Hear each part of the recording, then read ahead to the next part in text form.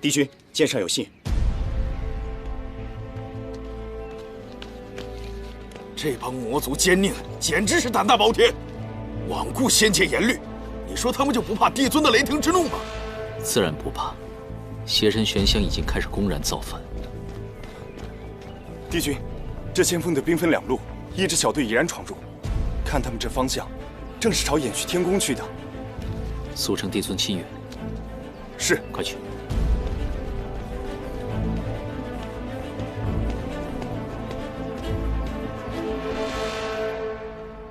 你说你啊，我本来想帮助你修出仙身，可是后来我看到你这个样子，小小的一只，呆头呆脑的。你说你这样要到了凡间，万一掉到了菜市场，可就不止翻身这么简单的事儿了。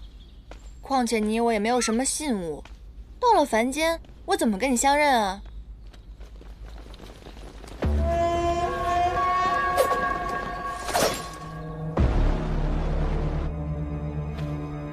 他是应元宫里的，以他为质，抓住他！是。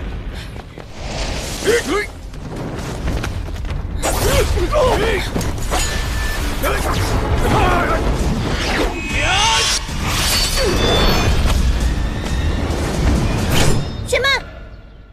这位魔族小哥，你看是不是有误会啊？我跟那应元君根本就不熟，你拿我当人质也没什么用嘛。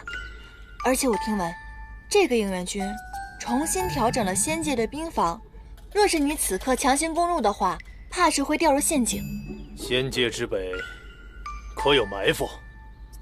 当然有，从此处到仙界之北，埋伏着数万天兵天将。这位魔族小哥，你要去哪儿啊？是寒月宫啊，还是碧螺殿？不如我带你去吧。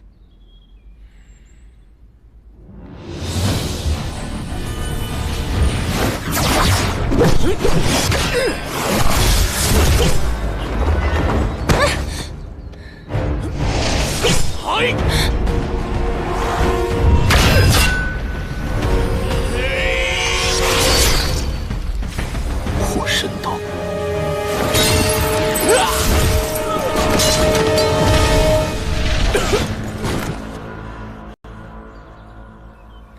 帝君，怎么样？没事吧？我没事儿。破神刀是朔华长老的法器，乃魔界至坚，可劈山破海。想不到此物就伤不了你。你是朔华的爱将拓风，必是受了重托而来。说吧，本君不杀手下败将。我魔族大计，待你死之日便知。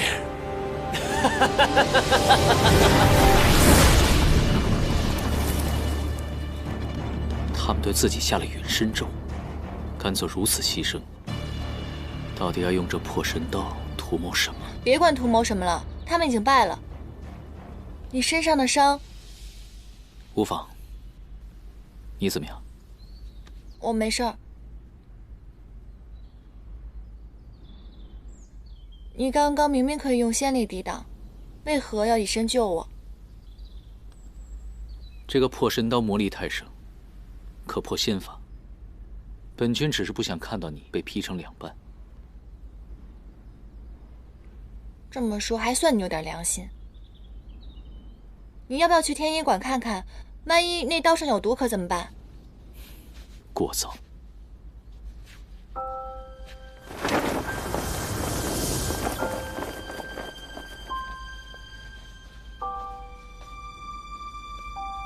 你先回掩虚天宫。魔族对仙神界公然宣战，眼下大战一触即发，分秒必争。本君去殿前听命。嗯。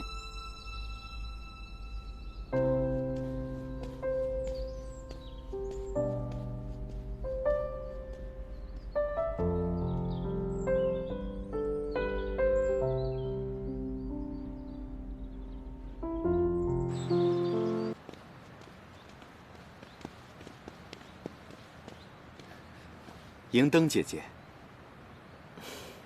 姐姐升官大喜，百事顺意，连姿容神气啊也远胜往日。你我都出自帝君门下，何须行礼？必矣。姐姐自离宫后，一早考取仙阶，升任仙官，如今已是一阁之首。可见这偃虚天宫众多仙士，帝君对姐姐特别的不同啊。帝君可在宫中？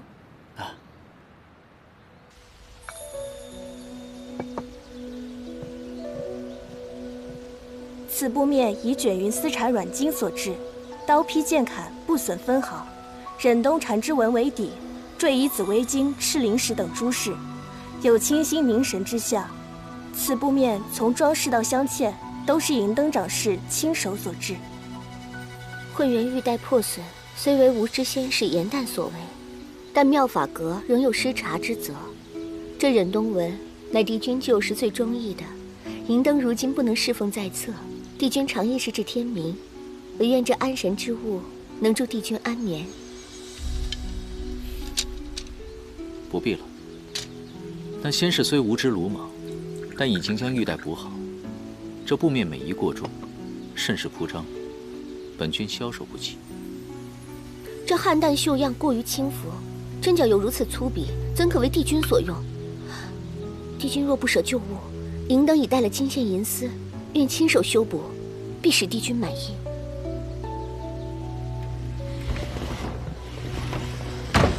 帝君，帝君，严旦已将您教予的仙法典籍全部誊抄完毕，您是否要现在检阅？一个阴错罚入宫服役的低阶仙士，凭何能接触到偃虚天宫的典藏仙法？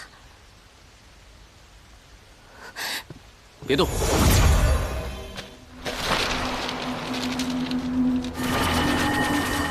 操控术！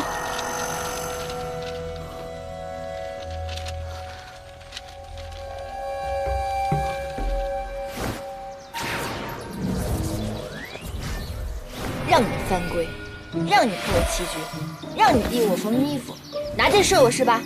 看我怎么报复你！哼！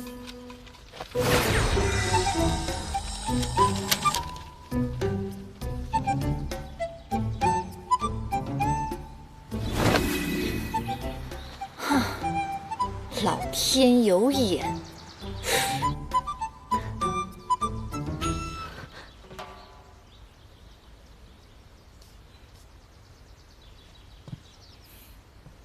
这严旦心思竟如此恶毒，毫无规矩体统。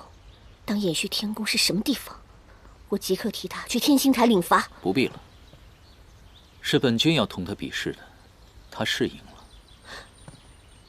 帝君，此举有违天条。银灯，你早也不是偃虚天宫的人了，非一宫之主，你却在此智慧，此举乃僭越之罪。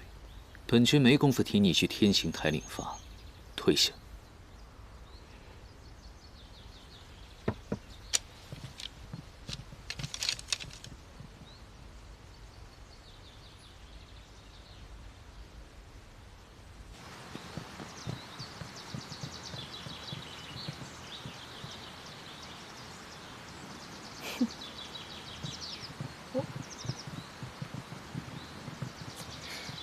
唉，现在的仙子脾气还真是喜怒不定呢。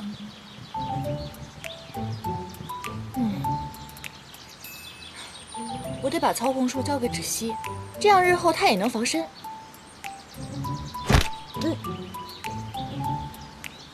陆景等会儿会把清心咒送到你屋里，抄10遍。对了，清心咒有16次。你这小人，有本事出来单挑啊！你躲在里面算什么英雄好汉啊？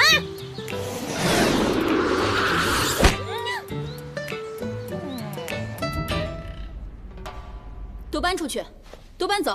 哎，快去啊！住手！你是谁啊？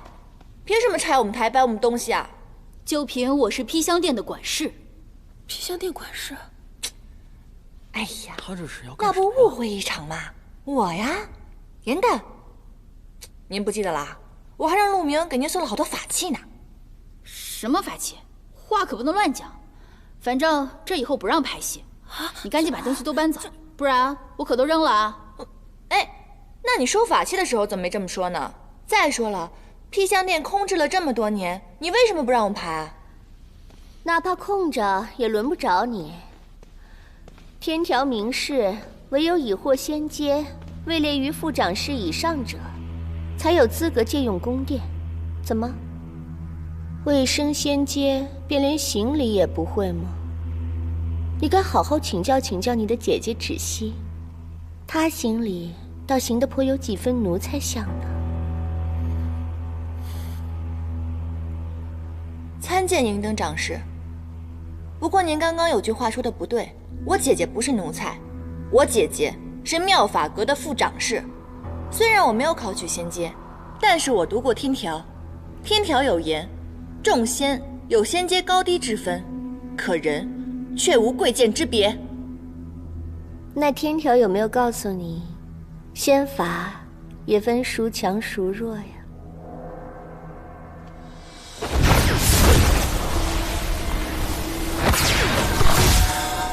快想想办法！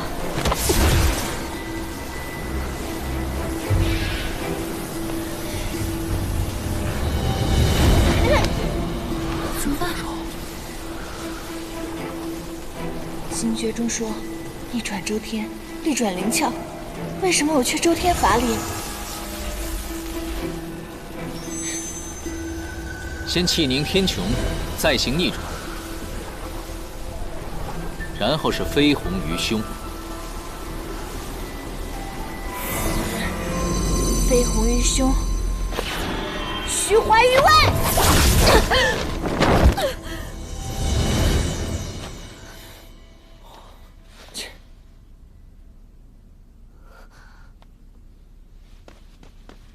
掌事，帝君，帝君，颜旦是我宫中仙使，若是犯了错，我必会管教。几时轮到妙法阁出手教训？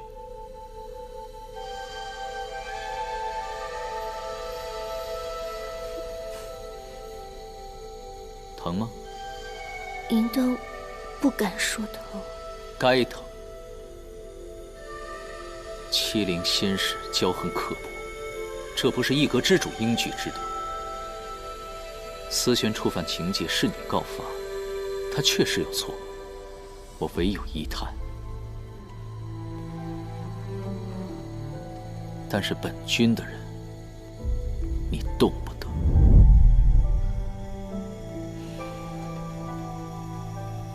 送掌事回妙法阁。是。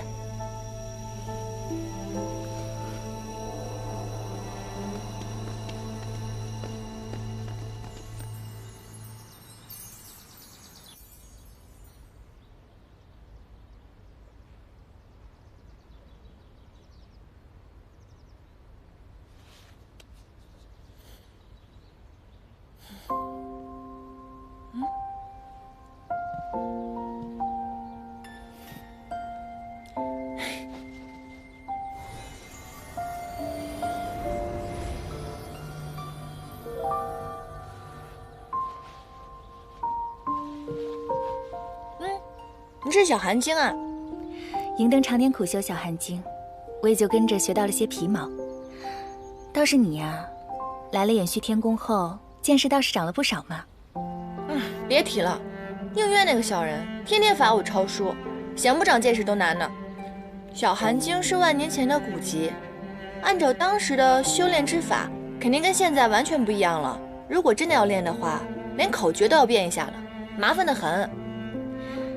你倒是抄书抄出了不少见识嘛，说来听听吧。比如经上说先天机后玄苍，可是在我看来，如今天庭众仙的修炼习惯应该是先玄苍后天机，不然气息会凝滞，而且威力也会减损的。这些是帝君点化你的吗？当然不是了，那个小人怎么可能这么好心？都是我自己研究出来的。你呀，修为不精，上来就接触到这些高阶仙法，容易糊涂，而且你万万不可自作聪明，牵强附会，刚才这番话要是让别的仙官听到了，治你个不敬法典、辱没古仙人之罪，可怎么办？那我便只能求止息仙子给我一条活路，给我一口饭吃了。不与你说了，我真的得走了。哎，你去哪儿啊？有什么事儿比你亲妹妹还重要？各宫法器200年更换一次。上次例行巡检时，妙法阁中有几件法器因年久破损，添补至损毁名录之中。掌管焚元炉的潜云宫提出，由于此次损毁的器物过多，所以要妙法阁提前将法器送过去。今夜由我送钱。这里面是不是有紫薇瓶？你怎么知道？他们怎么能让你去送呢？我是副掌事，向来就负责这些啊。怎么了？没，我就是觉得这夜黑风高的，各个宫都不太平。姐姐，要不然你别去了，换个人吧。你怎么还操心操到我头上来了？你就应该多动嘴巴，少动脑子。我真的得走了。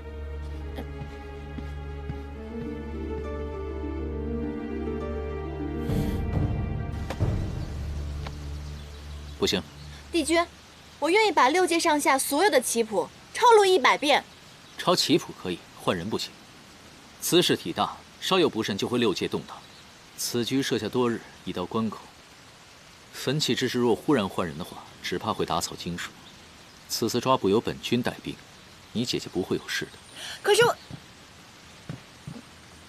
可是我上次差点死在魔族手里，而且这次不光有仙界的内应，还有魔界的奸细，还有一群天兵天将。这万一混战一打起来，你肯定只顾6界的死活，你不可能顾我姐姐性命的。你在质疑本君？没错，我是在质疑你。6界的安危很重要，可是我姐姐的命也很重要。你们设局让她当鱼饵，却不告诉她前因后果，也不问她愿不愿意，你不觉得这很不公平吗？哎，别过来！不过现在有一个县城想做烈士的人，我愿意代替止息。我们是同根双生，我可以用转容诀短暂的变化为对方的容颜，只要所见之人不施法查探，就不会有人知道。这样不会扰乱帝君您的大计。如果出现什么意外的话，也不会给人落下画饼的。画饼？我看6界话最多的就是你，早晚把你的嘴给缝了。帝君，止息是我们4叶邯郸一族的希望，上天有好生之德，望帝君成全。实在是过早。远了。多谢帝君。元旦愿意鞠躬尽瘁，死而后已，来报答帝君的恩情。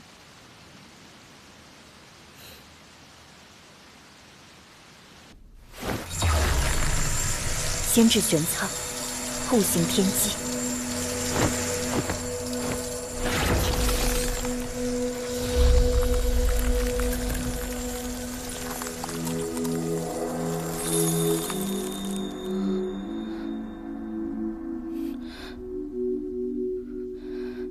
怎么可能？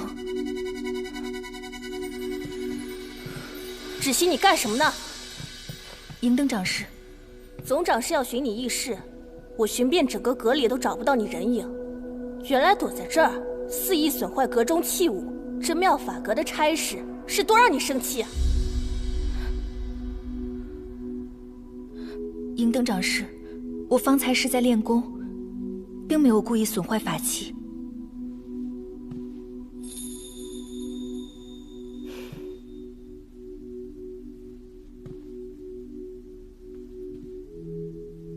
你上午去偃虚天宫找你的好妹妹了，是不是？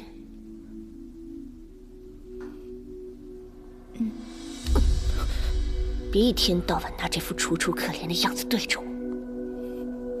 今夜要送去潜云宫焚化的东西可收拾好了？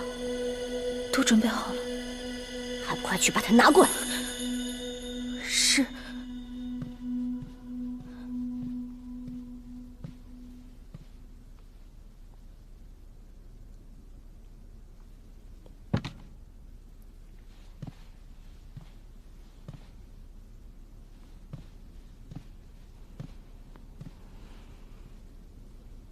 七件都在这里了。送去延续天宫吧。是。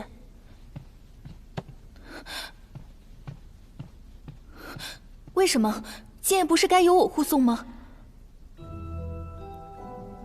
刚刚帝君传来密旨，这批法器转交延续天宫严旦护送。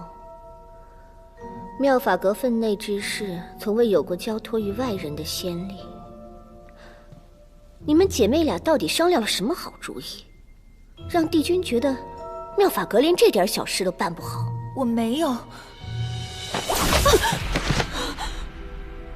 你没有？那你最好问清楚你妹妹，她抢的不只是妙法阁的差事，更是你芷溪的差事。刚刚这个巴掌也不是我给你的，是你妹妹赐你的。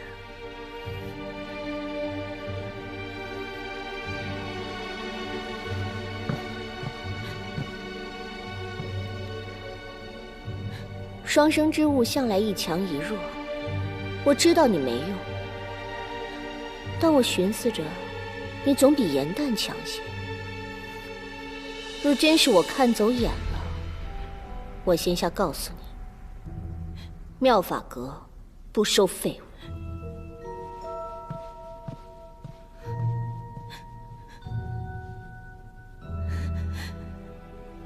严旦，你为什么要抢着去送法器？你到底要干什么？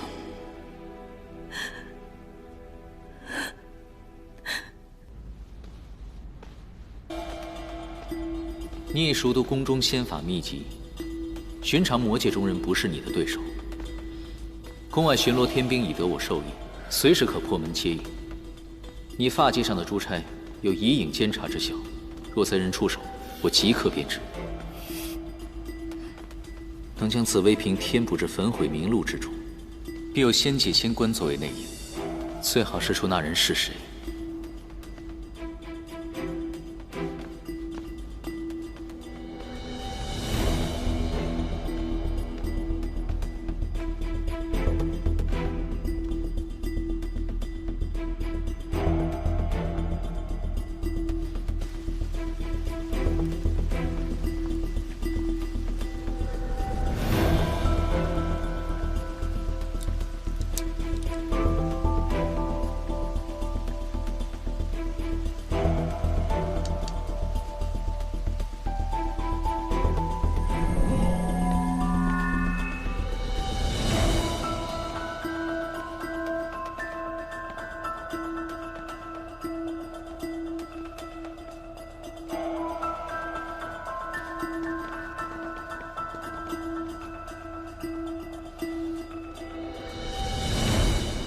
妙法阁中需要焚化的旧法器7件俱在，烦请燕池仙官查看。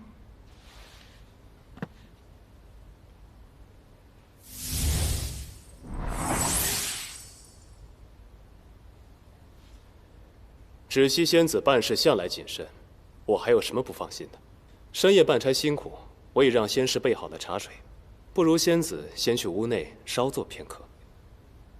这本就是我分内之事，何敢谈辛苦二字？依中阁之规，焚化过程须由我亲自看到，这样我回去也好向长师交代。也好，开炉。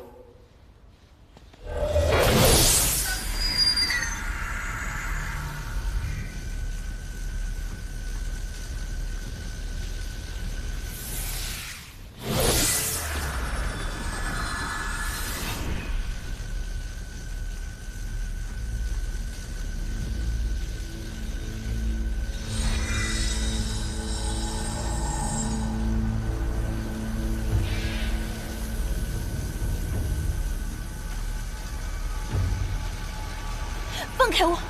放开我！进去。这是刚在后门外逮到的。你没事吧？这到底是怎么回事啊？这点伎俩，也敢在我面前卖弄，你是芷溪的妹妹，偃虚天宫的严旦。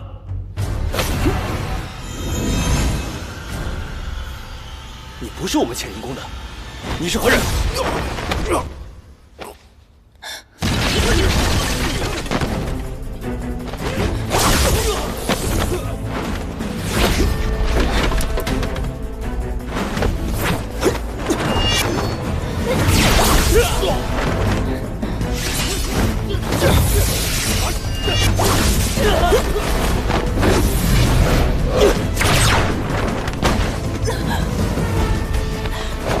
姐姐，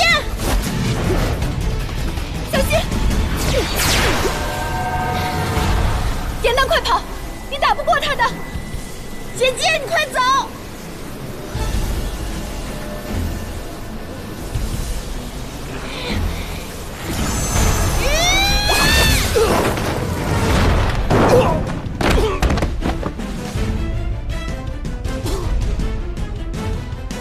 我也太厉害了吧！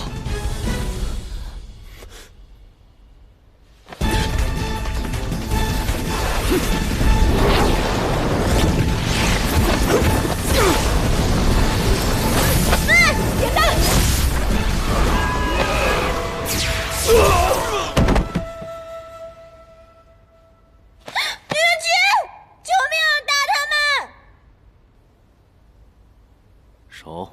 啊不！松开！不！这人都倒了，你还要抱到什么时候啊？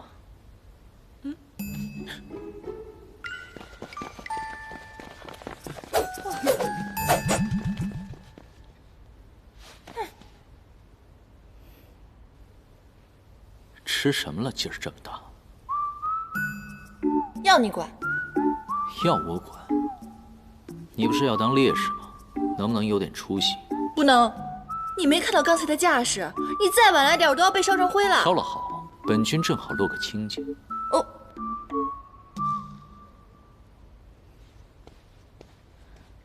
参见帝君。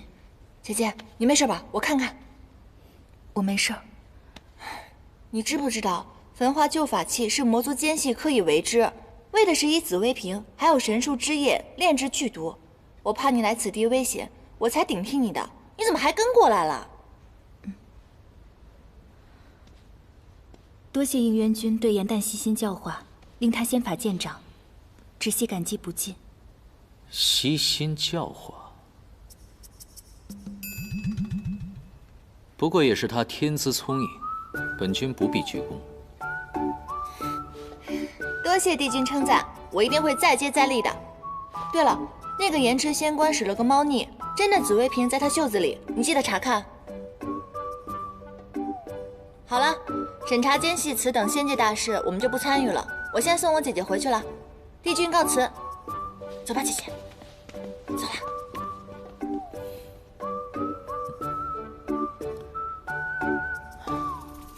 我们从小一块儿长大，芷溪的功课最好，修为最强。如今严旦得应渊君的教化，仙法突飞猛进，恐怕早盖过了芷溪。双生之物，一强一弱，只怕之前是我们误把山鸡当凤凰了。说谁山鸡呢？谁天资平平啊？你天资卓越，你怎么不考个仙官啊？你怎么不当个副长事啊？他要是天资平平的话，我看你是天资奇差。你不光奇差，你还坏心眼儿。你心眼怎么那么坏呢？你还跑是不是啊？我帮你去教训他们。不必同他们置气了，更何况他们说的也没错。帝君不是一早就说过了吗？我的确是那个弱的。你怎么能听那个小人帝君说的话呢？你现在是众仙子当中最优秀的那一个，你也考上仙阶了，并且是仙官，谁还比你优秀啊？可是今日我敌不过燕池仙官，你却能几招将他制服。哎呦，我那是碰上运气了，我不过是恰巧读了几本仙书。如果你在偃虚天宫被教习的话，你肯定比我厉害，一招就能把他制服的，真的。我没有那样的运气。你快走吧，就送到这里。省得银灯看到又要刁难你了。可是，行吧，芷溪，你记住了，不管别人怎么说，你在我心里就是最厉害的，是那个永远会保护我的姐姐。别瞎想了，那我先走了。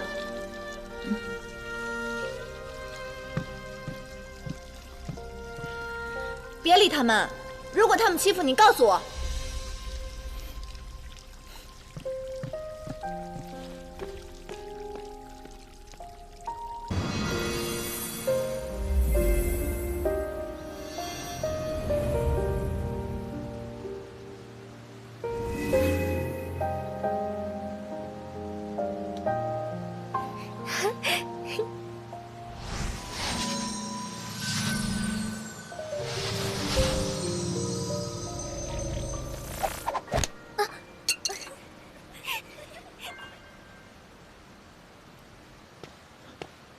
没事吧？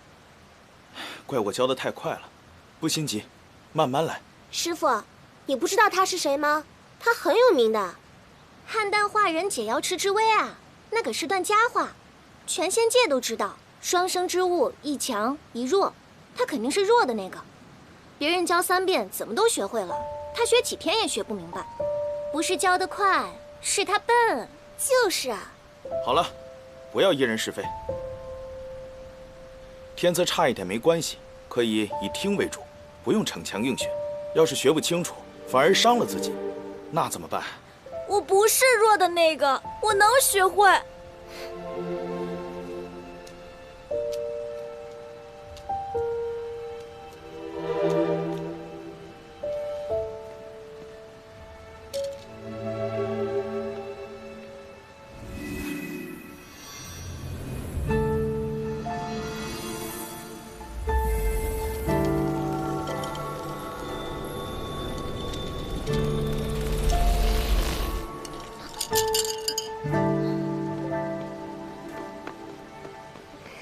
芷溪，我昨天在藏书阁翻到了好多本捉妖打怪的细折子，可好玩了。你要不要一起去？严蛋，你不能总这样天天逃课，要不然可没有教习师傅愿意教你仙法了。那教习师傅讲课讲得太无聊了，哪有看细折子好玩啊？你不去，那我自己去啦。去吧。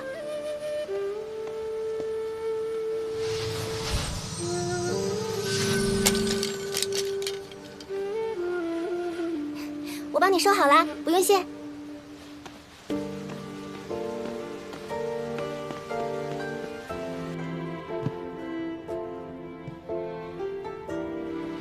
这么多年，我刻苦修炼，屈辱忍耐，我咬紧牙关往上爬呀爬，爬进了妙法阁，爬上了副掌事之位，眼看着又要爬上仙界。我以为努力能改变这一切，原来还是逃不脱一出生就注定的命运。严丹，你天赋异禀，做什么都轻而易举，你永远不会明白的。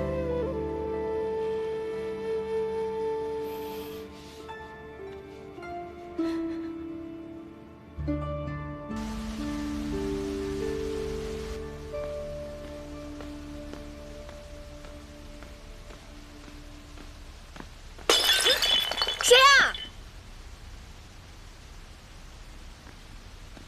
哎，你坐那么高干什么？你仙法那么高强，就算是往下跳，你也摔不死的。你不光摔不死，你还会连累我这个可爱又无辜的小仙士，你可别想不开啊！一步。你干嘛？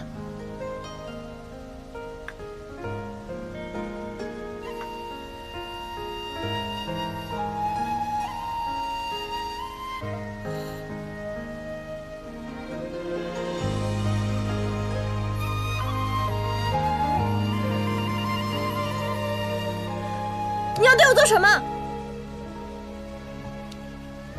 我能对你做什么？拍瓦片会吗？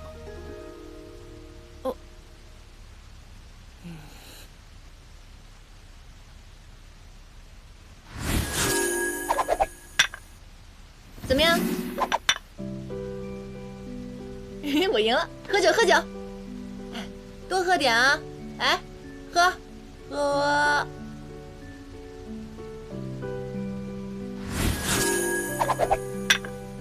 咦。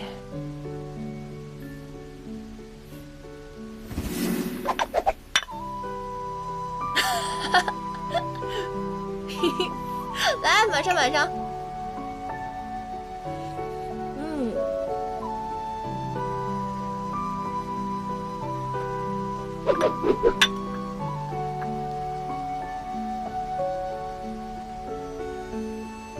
哎，你说像你们高阶神仙都那么奇怪，还是只有你那么奇怪啊？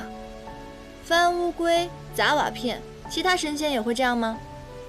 哦，你就没有一点正常的兴趣爱好吗？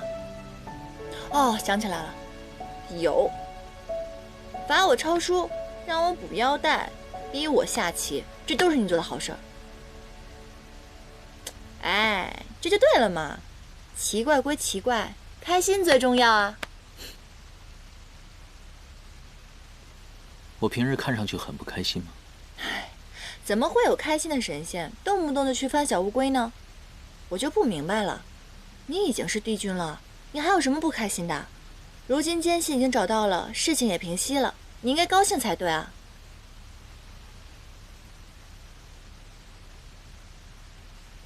只怕事情还没有平息，又要开始了。当你很渺小的时候，很多事情你都可以去改变，就像你一样，排戏、捣乱、交朋友。一旦身居高处时，很多事情你根本都改变不了。所以你就打算跳楼？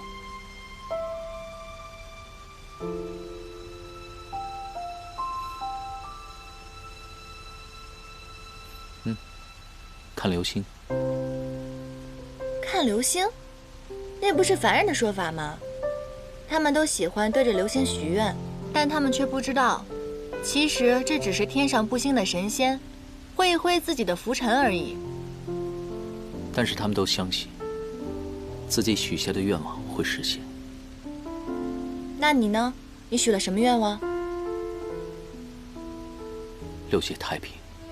嗨，怎么会有这么虚伪的回答？怎么可能有人许愿不是为了自己啊？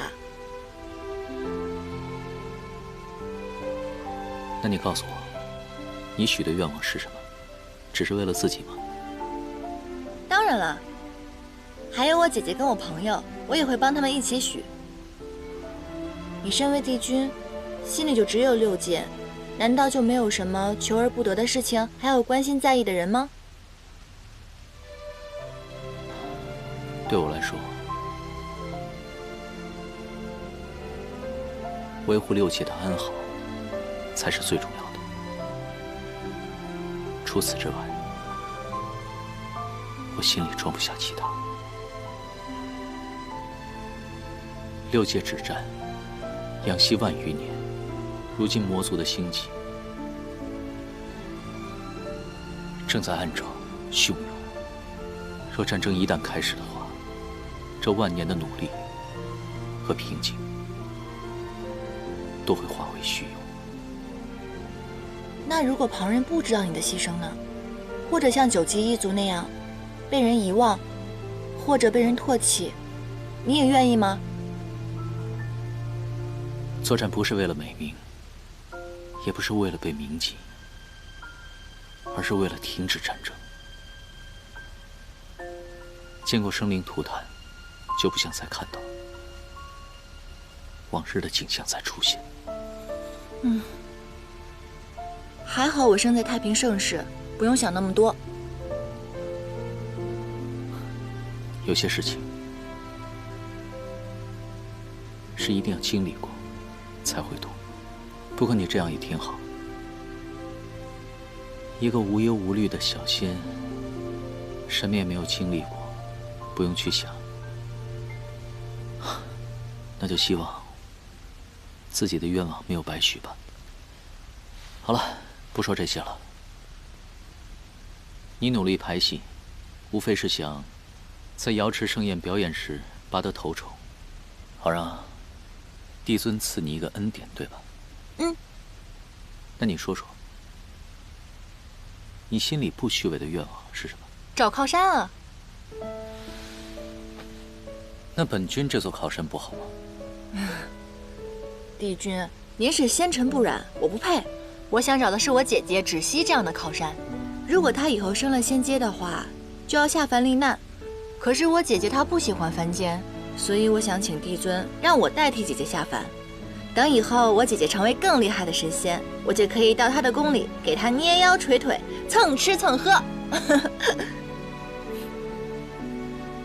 那偃虚天宫也能蹭吃蹭喝，你为什么不留下？唉，其实我这个人吧，就自由自在惯了。我呢，帝尊急诏，速请银元帝君玉清宫议事，烦请从速通传。帝君，您怎么从这儿出来了？您酒气深重，这般不胜杯勺，恐怕有违帝尊对您恬淡客气、秉玉绝缘的期望啊。今夜抓捕奸细，审讯多时没有结果，本君无法安睡，这才小酌了几杯。我将天庭的兵房重新设计了一下，仍然觉得不太稳妥，本想着明日早晨奏禀帝尊。帝君思虑周全，先是陶子气刚刚在此来函，帝尊又得知了浅元宫一宫长事谋逆通敌之事，忧心难眠，因而传唤。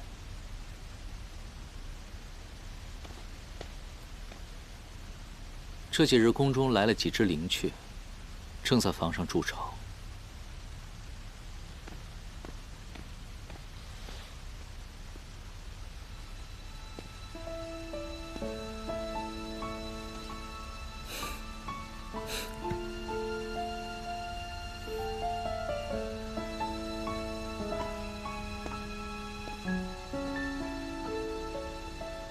看来当帝君也没有什么滋味儿，还是当小仙来得快乐一些。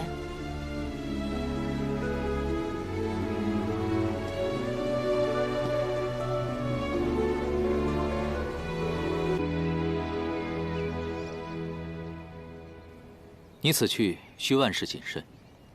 魔界暴乱无休，天庭兵房调整，为的是有备无患。日后如何，尚未可知。我们是一同经历过创世之战的兄弟，你还有什么可不放心的？要我说，天牢里那几个谋逆的仙官和贼子都是硬骨头，他们若不肯招，杀了便是。我提着他们的人头丢到魔界去，这虚实才算是探得彻底。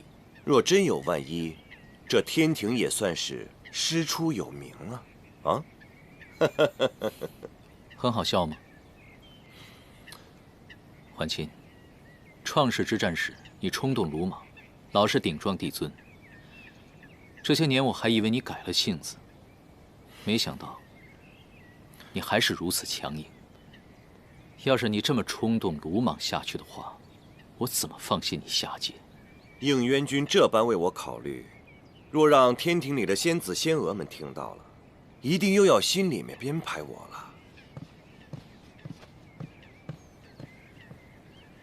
参见帝君，参见冀都星君。是你？帝君未雨绸缪，调整天庭布防，披香殿这样的闲置公寓也能得到恩惠，增派防守，实在是帝君眷顾。披香殿，你何时对看戏听曲感兴趣了？宫中仙士说我郁郁寡欢，无趣得很。正好，该寻一些正常的兴趣爱好了。也好，你松法些，下面的小仙才敢快活。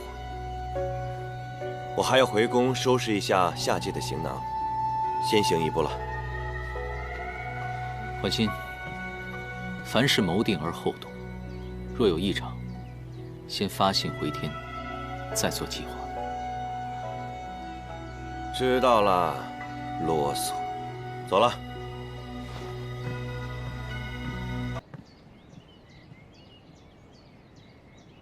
应渊帝君，之前的事是我有眼不识泰山，我哪知道这颜淡小仙子竟然是您宫中的仙侍。无妨。没想到颜淡小仙子仙灵上清，写的竟是创世之战。四位帝君忠勇无双，天庭上下理应多多学习。帝君一番苦心，小仙着实钦佩。是他写的创世之战？是啊，颜淡仙子不仅美貌出众，而且才华横溢，比例深厚。可有戏本？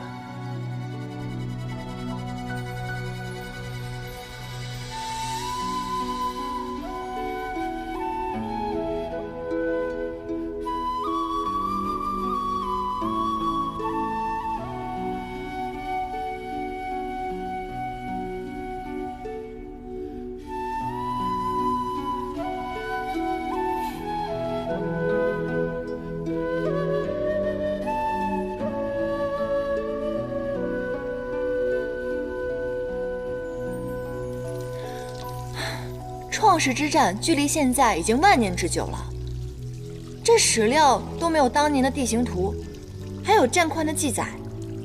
结果你看啊，这张地形图上都写得明明白白的，而且这儿还有批注呢：9旗族备战之后可以转换视角讲述，这正合我意啊！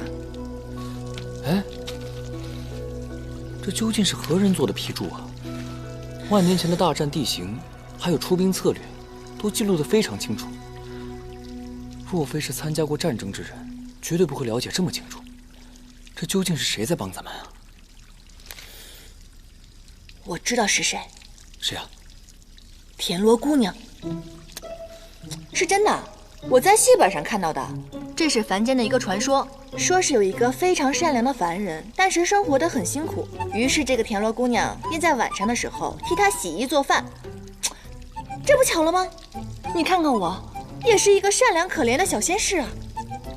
啊，好，你说什么就是什么啊！我太聪明了，我能清楚知悉9旗一族的行军路线，此人或许知道当年灭族之事的真相。本君批注之事，不便让旁人知晓，以免徒增聒噪。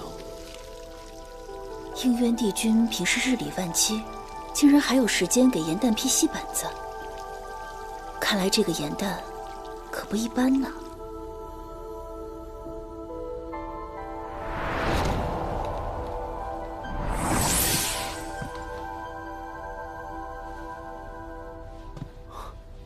哇，如此华贵的宫殿，怎么说也该是位居上仙吧？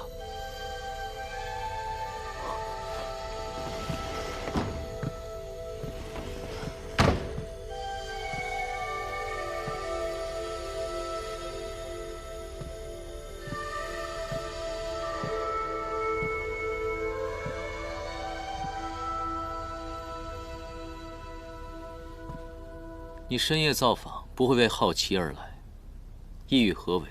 不妨直言。你好心为檄文批注，却不想让我看到你的面目，难不成你有什么秘密？喂，别那么小气嘛！我只想知道，你到底是谁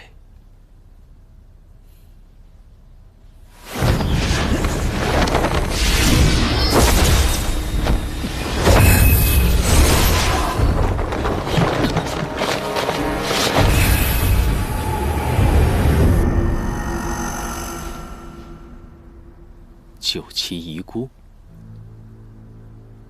你能识得9旗之力，那昔日创战之时，9旗抗战之际，你必定到过阵前。你为何人？能否告诉我，他们是因何而亡的？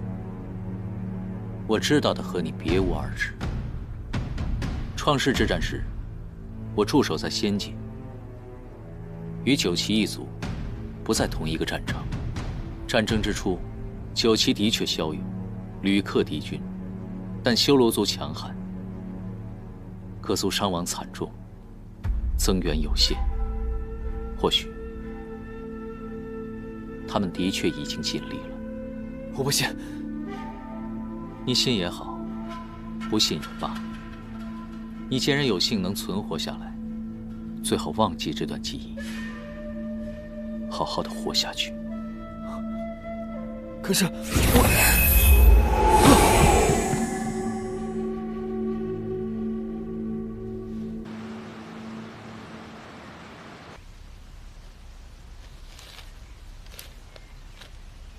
应渊帝君看着满是废墟与尸骸的海边，发现一只乌龟从尸骸中爬出。应渊帝君微微一笑，施出仙法，将乌龟翻转了过来。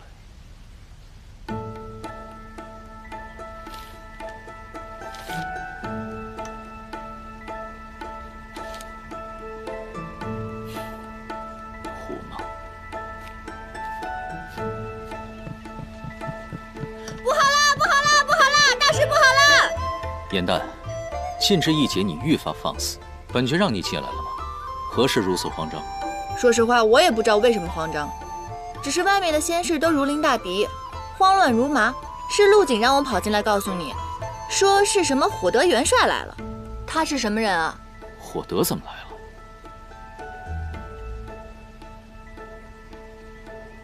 帮我。啊？还有谁？应渊小儿，给我出来！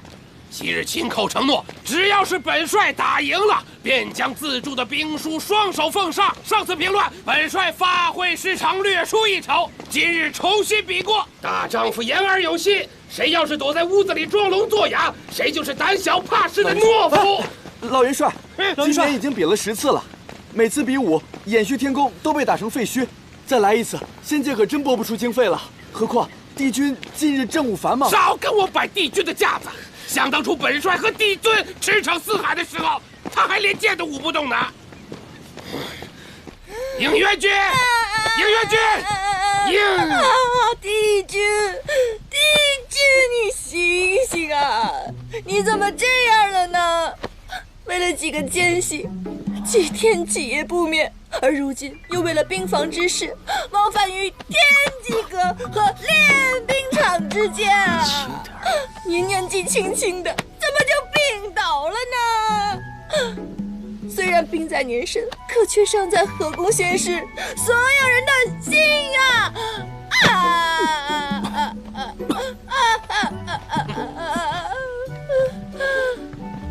醒醒，醒醒！火德元帅，元帅，许久不见，风采依旧啊。只是本君抱病在身，无法起身相迎。应元君向来身体健壮，怎么那么巧突然病了？回火德元帅，天一说是操劳过度，又邪风入体，若不好好休养的话，恐怕要伤到元神了。何时能好啊？10天半个月。那是不可能的。天一说了，操劳、体虚、易累，伤及根本，这一切10天半个月是不可能好的，最起码要1年半载。应元君何时身边多了一个这么聪明忠心的小仙士，口舌还如此伶俐呀？这是新来的小仙，行事比较鲁莽，望元帅不要见怪。既然应元君身体抱恙，看来比武之事暂且只能放一放。谢元帅，待本君好了之后，必登门赴约。哼！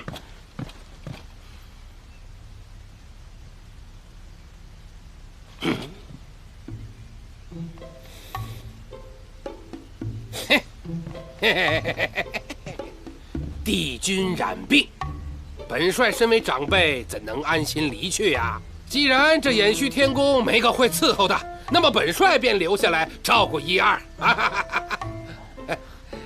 元帅，这等小事，怎能让您操劳？您是仙界当中仙灵最长的上仙，不敢劳烦。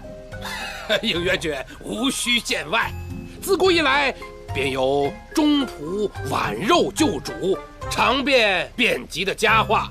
既然这小仙士如此忠心，想必不会推辞吧？哎，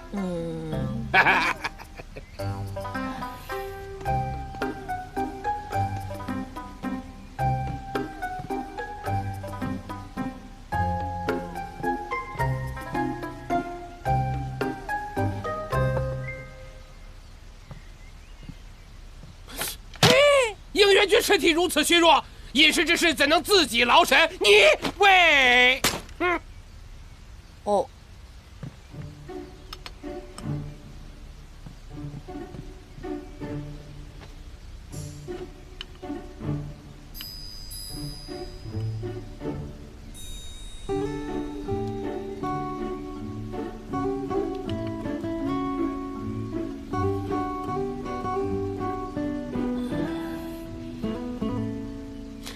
这是本帅的秘方，虽然苦了点、咸了点、臭了点，但专治风邪。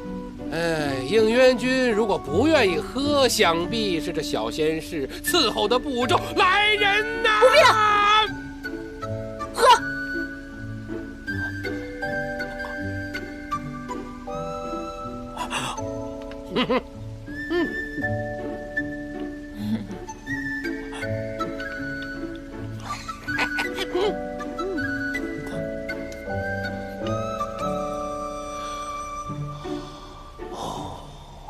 身弱体虚之人不能荤腥，如此美味的灵鸡腿，只能是本帅代为享用了。哇哦！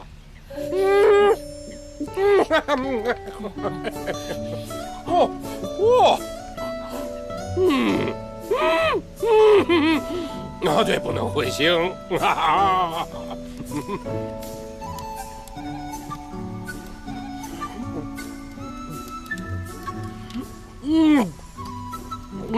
这可是小仙士亲手烧的暖炉，应元君如果不接，恐怕嫌这小仙士伺候的不周啊！来人，接。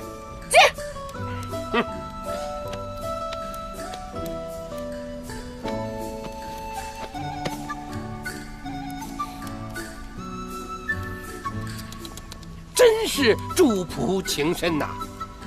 这身弱体虚之人最怕受凉，我再叫青云烧个10个大火盆过来。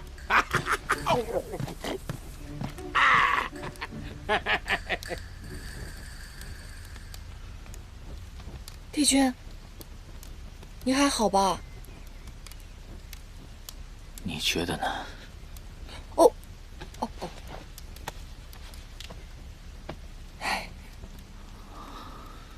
帝君，要不然您就把兵书给他吧。这老头现在天天想让我割肉给您治病呢。不可能。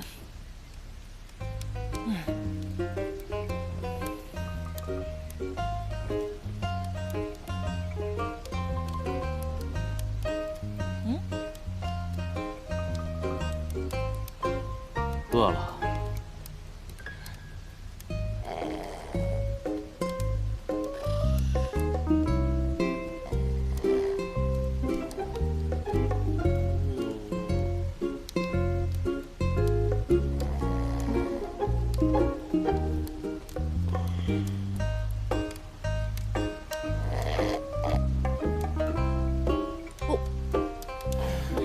抱歉啊。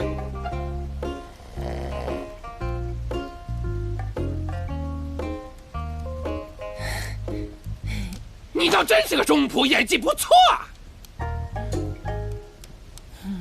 伺候不周，致使帝君染病，罪其一；言行失礼，唐突本帅，罪其二；明知帝君身染重病，暗为有幸之物，罪其三。依照天条，应元君，天条你最熟悉，该怎么发呀？逐出偃虚天宫，回玄心崖喂鱼。喂鱼？如若汇报天法处，最起码天星台80雷霆鞭，费半数修为。哇，你这个老头心肠怎么这么歹毒啊？就冲你这句话，再加20鞭。哦，够了。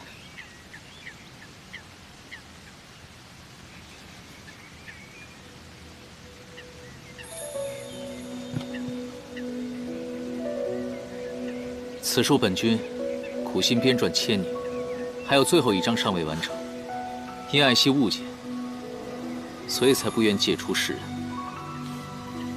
元帅与我比武数十次，想必是求学若渴。此书万望爱惜。本帅问你借书，那是看得起你。帝尊见了本帅，亦是尊老敬老。哼，本帅凭什么接受你的指点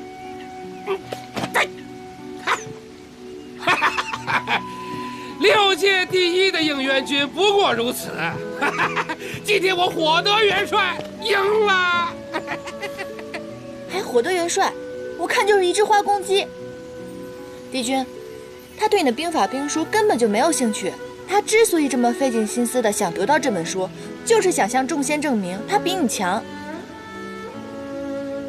他这么肆意践踏你的心血，你能咽得下这口气吗？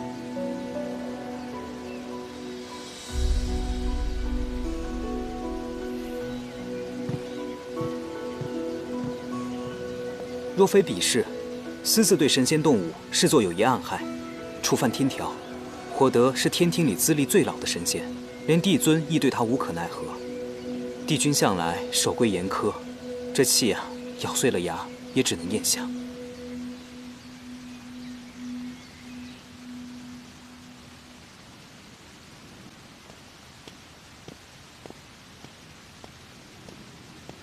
帝君，这是要去哪儿啊？你这深更半夜的不去排戏，在这里晃什么？哦，那你帝君深更半夜的，这是要去哪儿啊？好吧，用我小人之心夺一下你君子之腹，我掐指这么一算，你是要去火德元帅宫里挟私报复吧？哼，没说话。看来我是猜对了。哎，堂堂的君子啊，这骨子里跟我一样是个小人，却不敢承认。当君子有好名声、好前途、好人缘，可唯一不好的就是受了气还得挤出笑脸。而当小人，百害唯有一利，那就是过得好。帝君意下如何？自作聪明，还不跟上？刺激！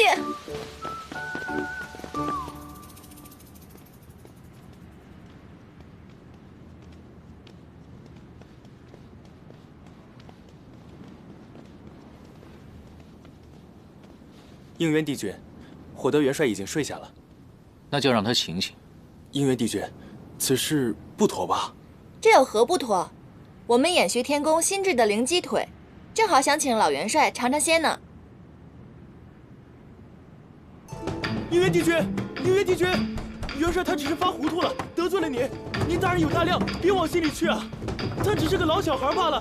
应元帝君，帝君，应元帝君，应元帝君。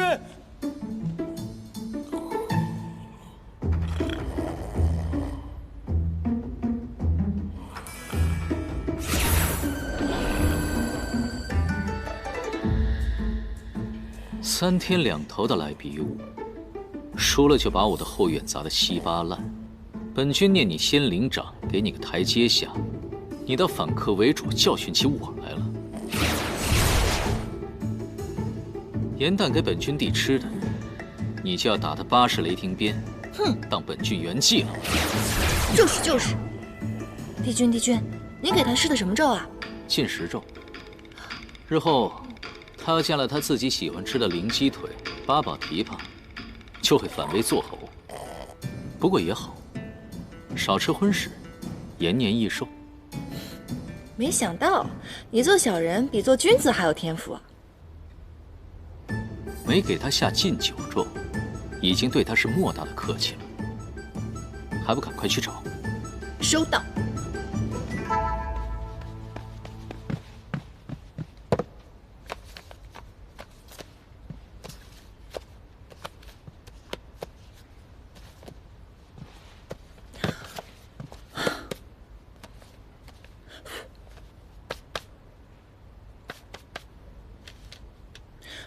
这不是番规军和我一起破的玲珑棋局吗？原来这兵书是以棋局为喻，暗合兵法。不对，这兵书毁了，那我这些天吃的苦不就白吃了吗？找到了。那就走吧。等一下。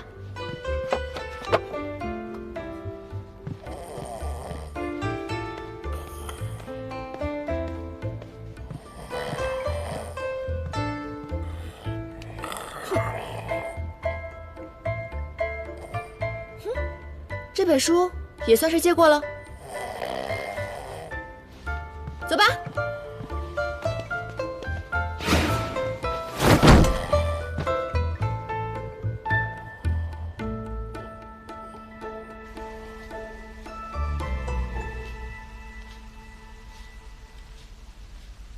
千载的光阴，6界之外，本君唯有的这一点点小小的喜好，都不能保全吗？我不敢拍胸脯说我一定可以，但我可以勉力一试。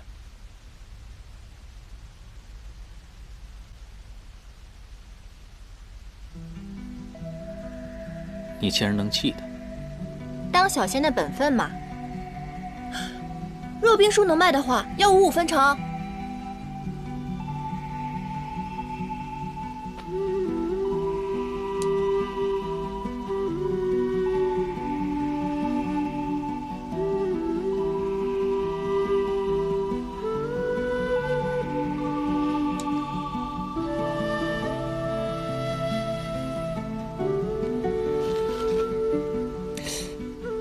奇怪，我明明将与你下过所有的棋局都已经记下，那这一局是？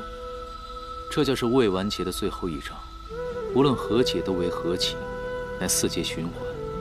若以兵法论是为拉锯战，这些年踏遍6界，寻访仙界凡间无数棋圣，终不得其解。你若了我遗憾，本君圆你一个心愿。真的？让我离开延续天宫也是可以的？凡本君力所能及的，不违天条，不伤他人皆可。不过，你可别高兴得太早。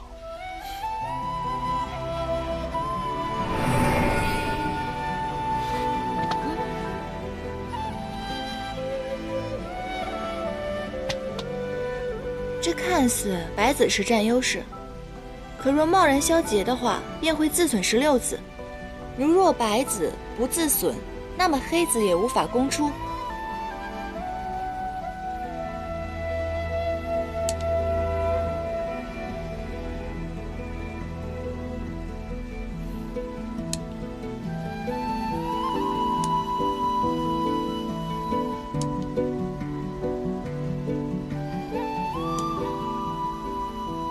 和棋，重来。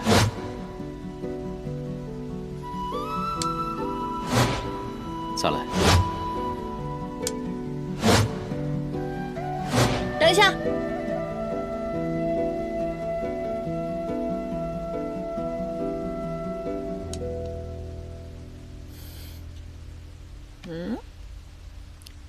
一子半指茶，白棋胜了。我赢了。本君说到做到。既然答应过你的事情，就让你回旋新崖。回旋新崖？刚才不是你自己说的吗？只要你力所能及的事情，你都能做到。还以为你的决心有多坚决呢。帝君的允诺也很值钱的。你可以多考虑几日。本君门下无徒，法器众多。我已经考虑好了。之前我陪你看过一次星星，你也陪我看一次星星吧。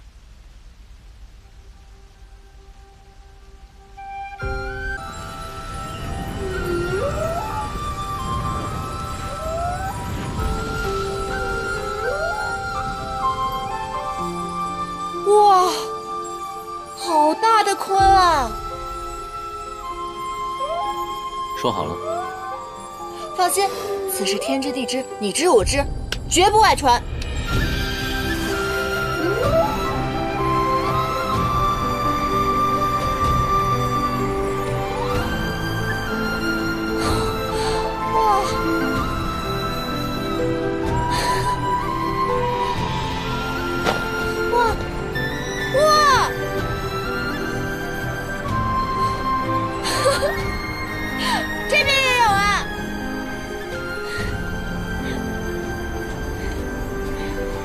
有了帝君的陨落，想要什么都唾手可得，你却用来换这个。你若勤勉修习，日后便可参加晋升贺典，也就不用这样偷偷摸摸的。我找对了靠山，一样可以看到美景啊，而且还是独一份的，这多划算。那你可要报警了。你要干嘛？你别乱来啊！现在可就由不得你。你这小人，加速都不跟我说一声。手。谁想抱你啊？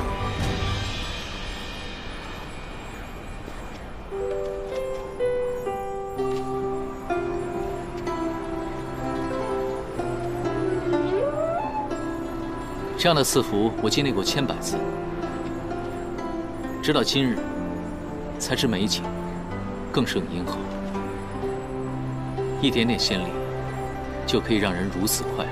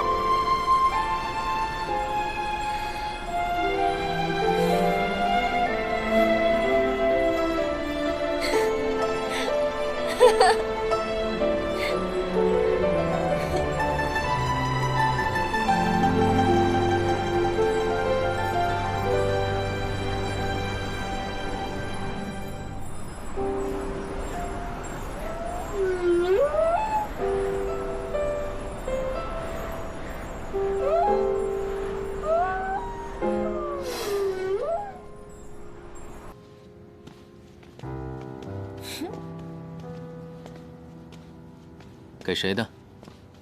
秘密。秘密？屁是没有见过赐福的微末小仙。你干嘛？你还给我！你干嘛？还给我！本君可提醒你，修仙之人不可有情。你这人心眼怎么这么龌龊？这是给芷溪的。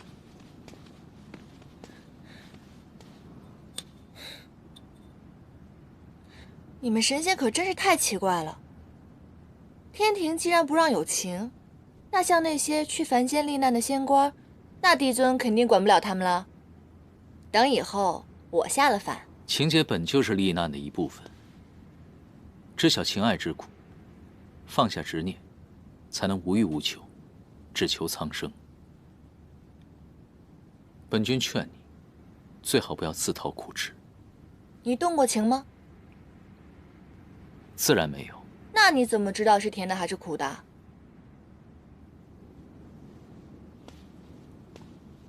哼！深夜擅闯天机阁，是何宫何殿所派？所谓何事？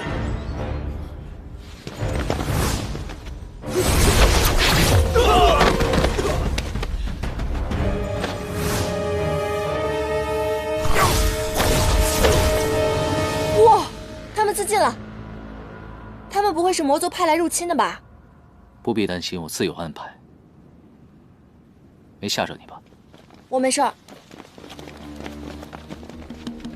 参见帝君。帝君料事如神。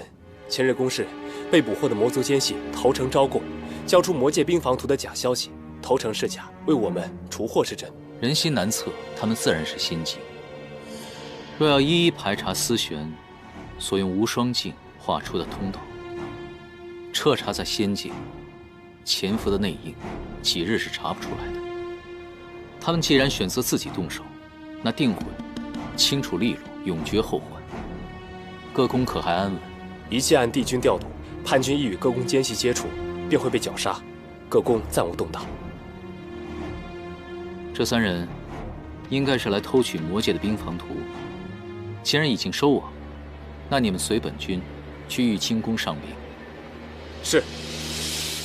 桓钦还在魔界巡查，吾界封赏魔界之由，让邪神玄香上仙界一趟，吾倒要看看，他是否真的没有反叛之意？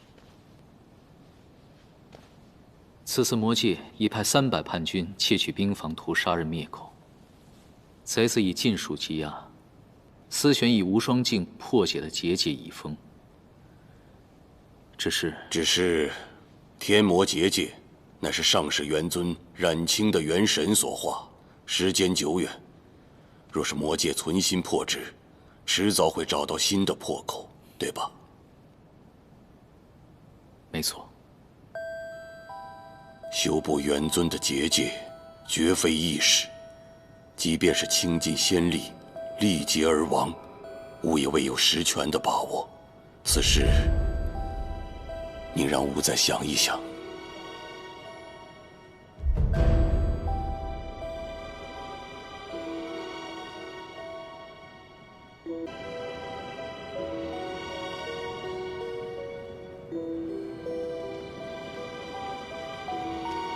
结界之事解决之前，你将天兵天将调整至临战状态，一定要防患于未然，防止魔族的进攻。应元君，这仙界的上仙之，这是何人？严旦。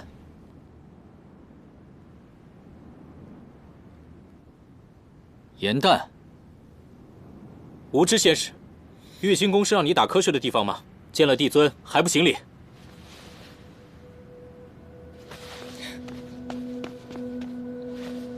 拜见帝尊，小仙是延续天宫的仙士，名叫严旦。严旦，是你赐名的那株四叶汉丹？啊，是的，帝尊。他如今在延续天宫服侍，上次因抓捕魔族奸细有功。今日降服魔族奸细时，他意在侧，因而天兵将他带来了玉清宫，以备帝尊问话。严旦，处在这里做什么？还不回宫？哦，好的，好的。严旦祝帝尊一生平安，天寿未央。严旦告退。站住！你有功啊。为什么要急着走？吾要赏你。不过，此时到了仙界宵禁时分了吧？应元君出入天机阁是要处理兵事，你呢？一个低阶仙士，为什么要去天机阁？小仙。应元君，吾记得你的仙士甚少，只有青云和陆景吧？此女化为人身之时，你救过她一命，现在又在你的延续天宫伺候，倒是有些机缘。如此趣事，怎么不跟吾说一说？帝尊，仙士调配本来就是微末小事，仙神不得有情，这是上世元尊陨灭之时定下的天条。此女若是对你动情，便是在挑战天罡。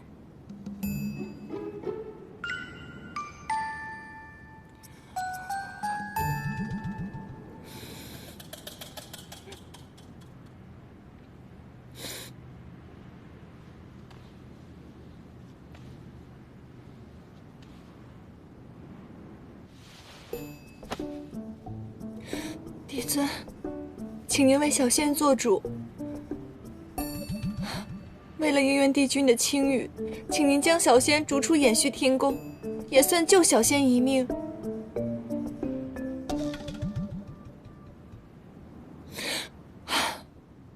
小仙原本是玄心崖一个无忧无虑的小仙使，奈何突然有一日碰见了应元帝君，他欺负我仙贵，小仙一时激愤，便上前斥责，责怪应元帝君不该欺辱天庭神兽。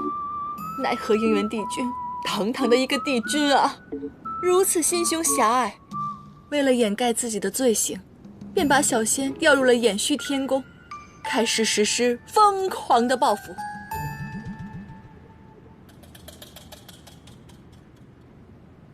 帝尊面前，你休得胡言。一公之大，添砖补瓦，打扫拖地，洗衣做饭，全部由我一个弱女子来做。小仙虽然仙龄尚浅，可是小仙的内心受到了极大的伤害呀，帝尊。够了啊！你这小仙牙尖嘴利，颠倒黑白，分明是你损坏了本君的混元玉带，尚未修好，如今就想离宫。帝尊慧眼如炬，他怎会轻信？小仙没有胡说，帝尊，请您一定要为小仙做主啊，帝尊。那你深夜去天机阁，所为何事？是这样的，小仙最近写出了一出戏，名叫《创世英雄传》。这出戏是小仙为瑶池盛宴特意写的。可是白天的时候，延续天宫的差事实在是繁忙，小仙只能晚上到皮相殿偷偷练习。可奈何晚上的时候月黑风高，小仙一时迷了路，便碰到了应元帝君与贼人交战。小仙虽然仙龄尚浅，可是小仙有一颗为六界抛头颅、洒热血的赤诚之心，便勇往上前。仅是如此吗？是真的，帝尊。若帝尊愿意的话，小仙可以现在为您表演我已经写好的段落。话说万年前，天地初开，日月混沌，人与妖。哎，好了好了，小小年纪这般聒噪，别说应元君了，吾都想罚你。先是严旦，违反宵禁，殿前失仪，罚用灵书笔抄天条100遍，限明日午时上呈凌霄殿。是。有错当罚，有功当赏，小仙一定会抄写天条天规的。那，这仙器灵书笔是不是可以赠予小仙啊？应元君，勿忘了思玄的前车之鉴和天条的情戒。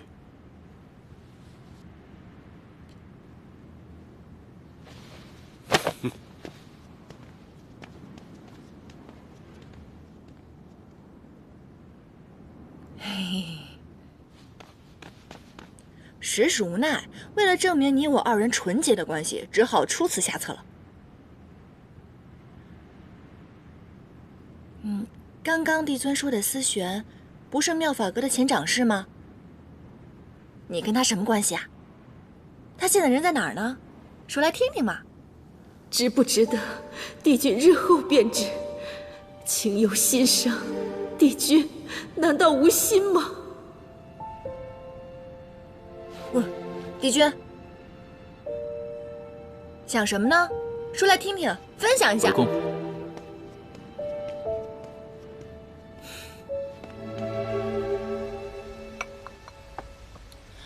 灵书笔，一听到这个名字就知道是个很厉害的法宝，没有想到只是抄抄天条就能得到如此厉害的法宝，真是赚着了。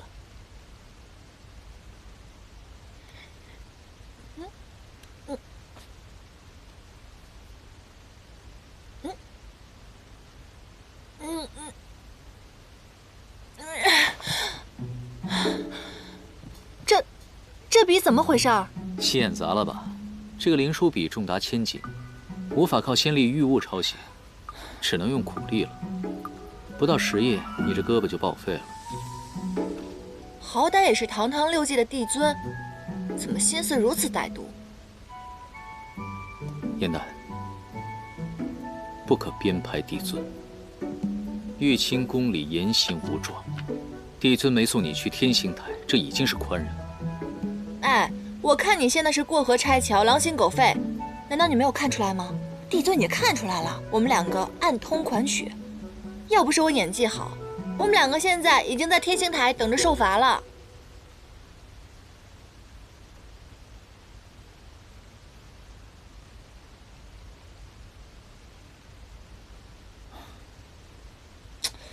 你这个人从玉清宫回来以后就神神秘秘、心事重重的，难道不会被帝尊说中了吧？你犯了情戒。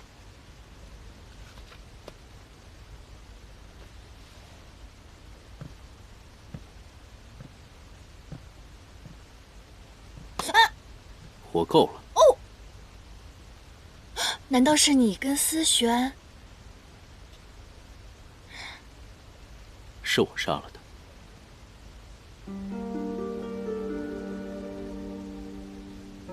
你为什么？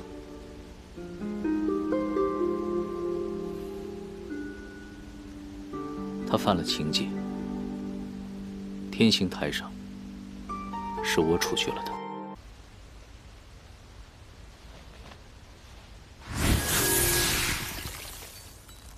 冰锥刺骨入髓，反复无休，极寒刻骨，痛若凌迟，至死方歇。思璇在妙法阁当差数千年，多少上仙的法器都是出自他的手。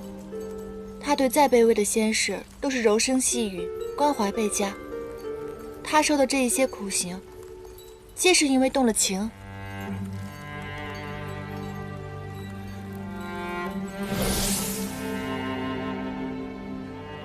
天条是修仙成神之本，不容例外，也不容打破。无论是人还是神，都会有七情六欲，可天庭的规定不让神仙动情，这就违背了天性。我问你，如果有一天我动了情，可是我没有伤害任何人，我也没有做错任何事情，你会杀了我吗？应元，从今往后，定要以你的母亲为戒，谁若犯戒，你也要亲手处置，这是你的职责，也是你的罪孽。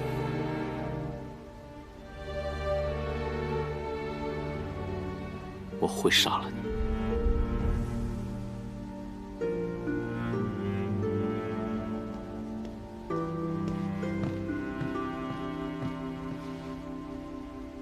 帝君，天兵处众将皆已到齐，正在院中等候。100遍，一个字也不能少。美军各拨出2支精干小队，轮班交替，于仙界各个要害之处防守巡逻，严查死守。天机阁天兵处如有进出者，除帝尊与4帝君外，都需要严格的盘查。如今情势微妙，小仙不得不问句不吉利的话：如若魔界率兵来袭，共同攻打东南西北4大天门，各军正值小队换班之际，是否会打乱我军阵脚？无妨。本军的兵书当中，讨论最多的就是多战场拉锯战，正好能解此顾虑。4节循环，这棋局又称长生劫。听闻帝君带着此局上下求索近千年无人可解，不知是哪位上仙竟将此局给破了。有朝一日，他要是获封上仙了，那仙界岂不是聒噪极了？这棋局，正如这棋面所示，看似巡逻防守的小队是闲棋废子，实则乃是成败的关键所在。你说这破局者究竟是何人，竟如此高明？是啊。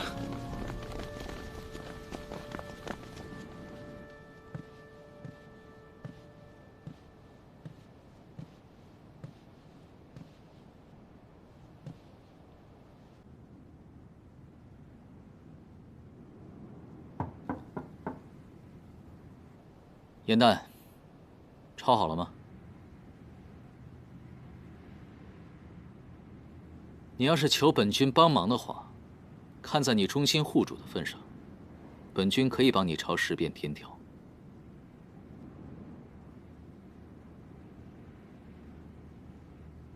方才我不是那个意思，只是让你谨守天条，莫做出离经叛道之事。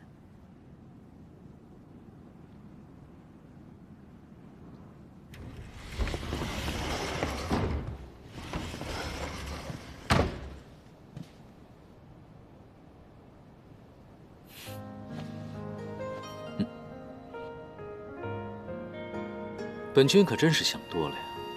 以你的懒，再给你几万年也修不到上仙，连灵书笔都敢要，也不怕把牙给崩了。没规没矩，连个睡觉的样子都没有。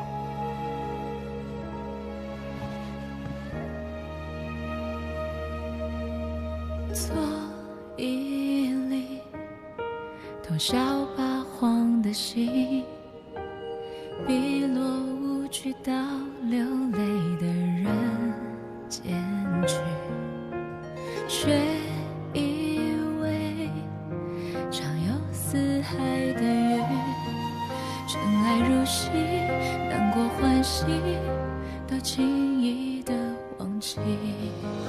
你掠过了青丝缠入指尖，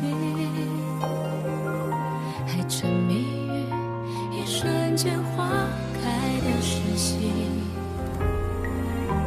偶尔兴起也泛愁绪，温柔捂住了一颗心，情不自禁的分一半出去。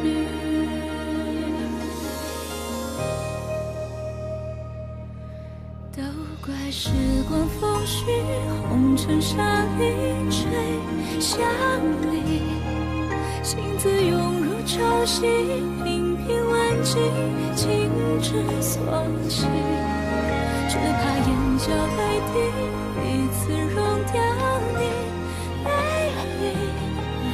我的痴情，我的须臾，一次看懂万物凋敝，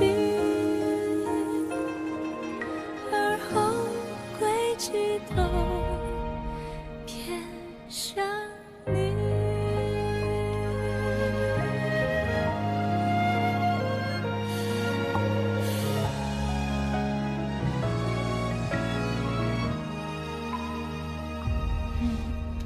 望着你是最近的远行，比苍生多一点爱你，但你为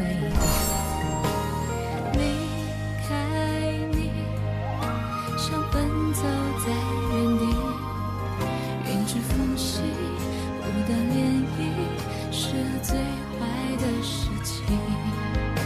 你掠过了青丝缠入指尖，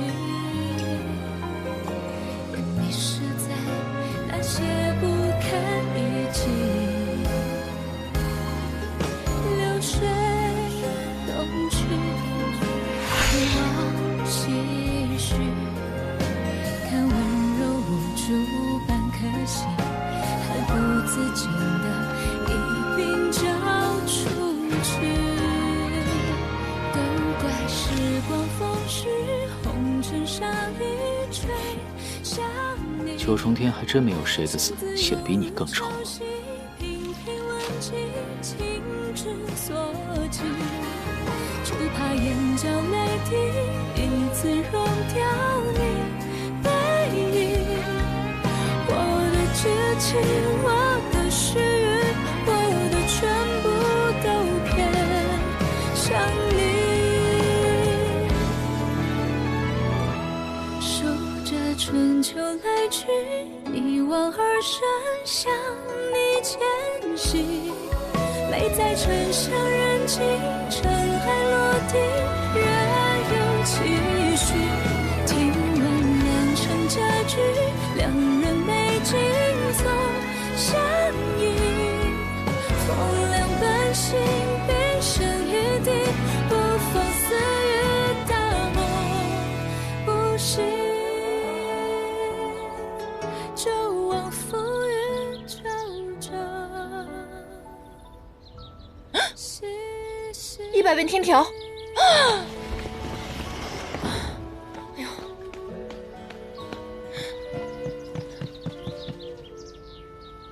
啊！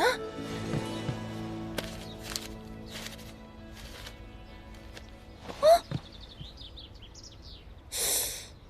难道是昨天我糊涂了？糊涂当中抄完的？还是又是那位仗义的田螺姑娘出手相助了？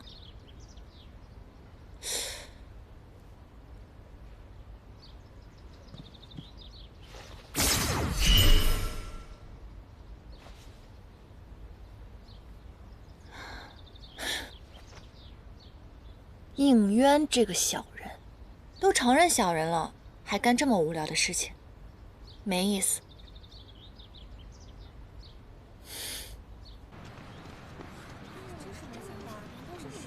严旦今时不同往日，一日更比一日厉害，我看了都替他开心。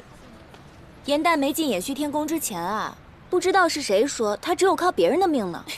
谁能想严旦后来者居上，日后恐怕芷溪得靠着严旦了。芷溪啊，就是个绣花指头，严旦才是双生莲中的强者。这些话是谁和你们说的？此次肃清仙界，偃虚天宫仙士严旦扮作妙法阁副掌事，除奸除魔有功。天机阁外为保仙界机要，助清离帝君应渊，剿灭魔族乱党，忠勇可嘉。吾特赐灵书笔一支，可为仙官仙士表率。原来整个天宫都已知晓我的无能了。芷溪，我们不是那个意思。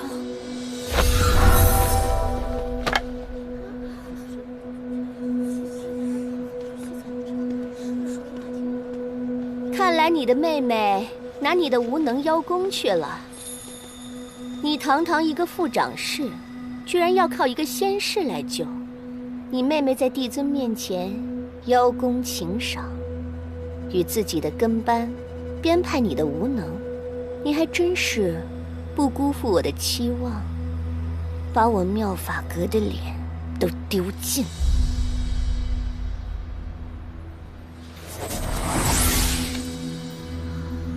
知道你怨恨不甘，可这羞辱你的告示是帝尊亲手所书，你任意揭落，可还把天条戒律放在眼中吗？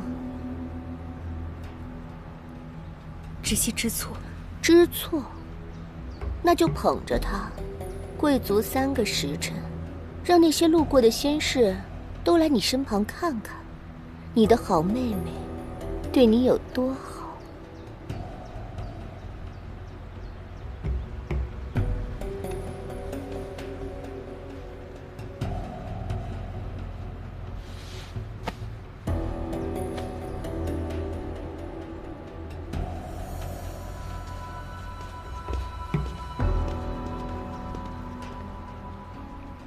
芷溪仙官，那些混账话都是平日里开玩笑说的，您千万别往心里去。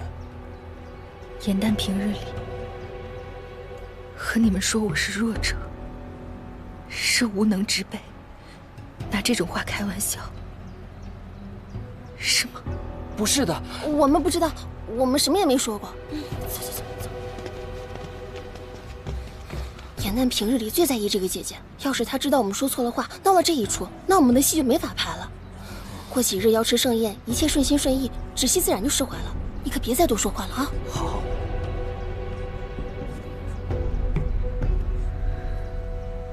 原来我对你的种种，在你看来不过是玩笑罢了。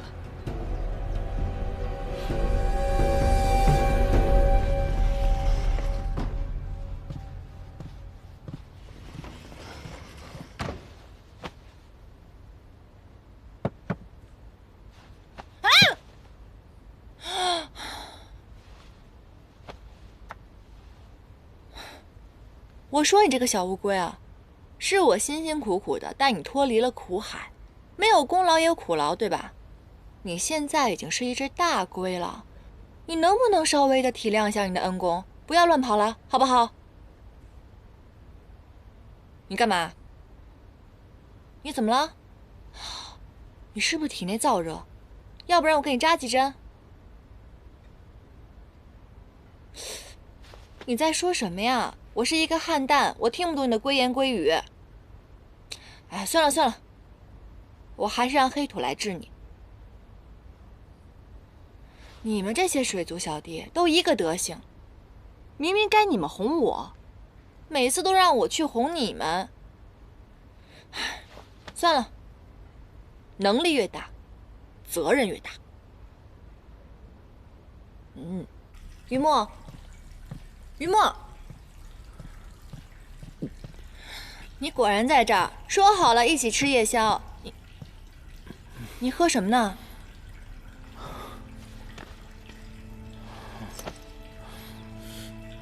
你居然在喝酒！你才多大？小小年纪不学好，开始学喝酒啦？这个东西虽然不好喝，可喝多了会使人快乐。快乐什么快乐？别喝了。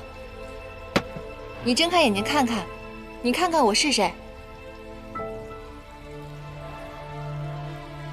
你知道吗？我不愿让仙界的人想起他们，但是我又想让他们想起他们。他们为了仙界，为了盟约，不惜牺牲一切，甚至牺牲掉自己的命。可是到头来又换来什么呢？我甚至从来就没有见过我的父亲，以后也再也见不到了。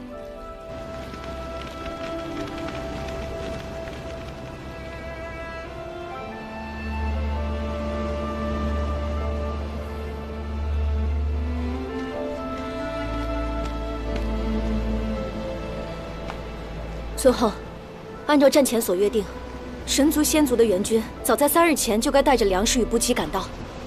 可如今，我等仙力虽不可与舍身取义的冉青元尊并论，但也绝非胆小鼠辈。我已与封毅修书，血战至死，亦不足惧。孩子会知道，爹娘为他创造了一个幸福、安稳的世界。可我担心的是，同盟军中有人故意存心消耗我们九旗族的实力。若世上没有九旗族，便少了一族跟他们争功邀赏。战局凶险，须得全神贯注。我实在无暇考虑这些狡诈谋私之人的想法。为防不测，我已派人传话于北冥仙君，请求他带着孩子暂且离开战场。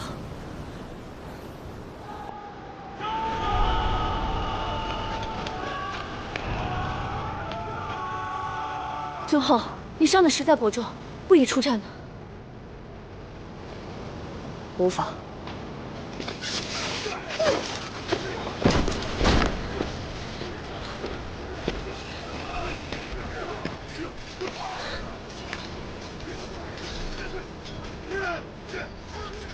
仙君，战事危急，恳求您照顾好我的孩儿。阿晨必定铭恩于心，永世不忘。什么？全族皆灭？那九旗族的龙尊和尊后都没能救下来吗？修罗族强悍，援军扑了个空，待赶到之时，只剩下尸体了。九旗一族何等骁勇善战，怎么可能会全军覆没呢？我知你一向与九旗族交好，还请节哀。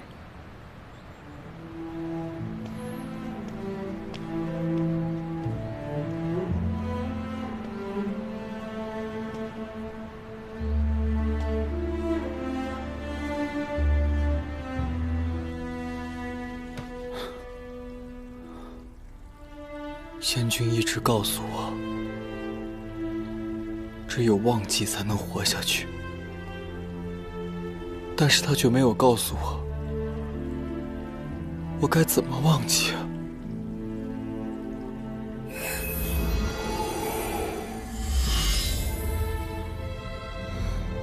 你是？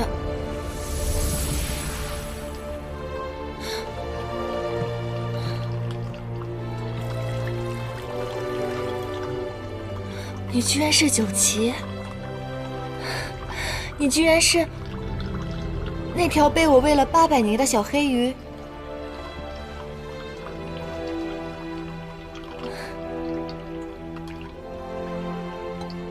于墨，你放心吧，既然我能把你养大，以后我也会尽心尽力的负责到底的。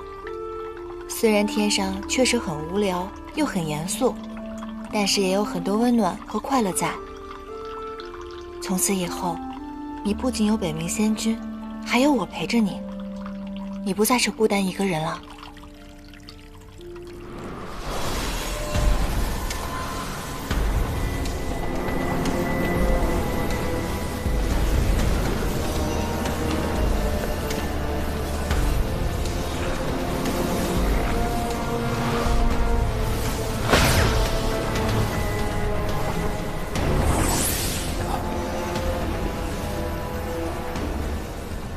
应渊，赶快住手！你这样下去会耗尽仙力，神形俱灭的。帝尊，我身负罪孽，更亏欠您的养育之恩，愿一命偿还，请帝尊成全。气贯周身，汇集于胸，心无挂碍，神贯于灵。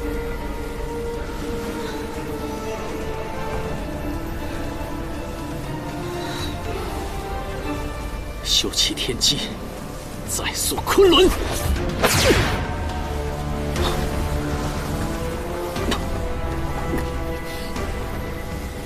应渊，速速屏息收力。应渊，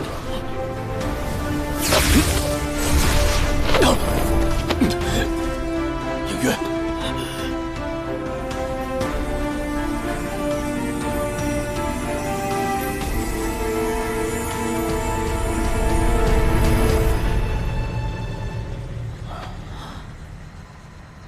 险些邪灵入体，那将是毁天灭地之祸呀！应渊，你的血脉对于六界来说，是福还是劫？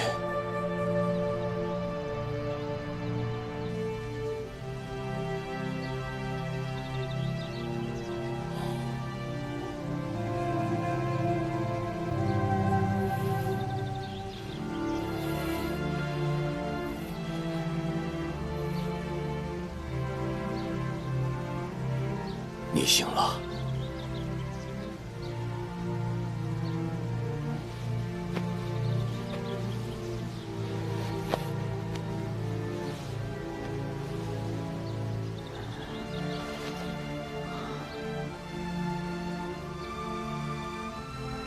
姐姐，你恶根未尽，险些入魔，一旦仙力亏损，便压制不住魔性。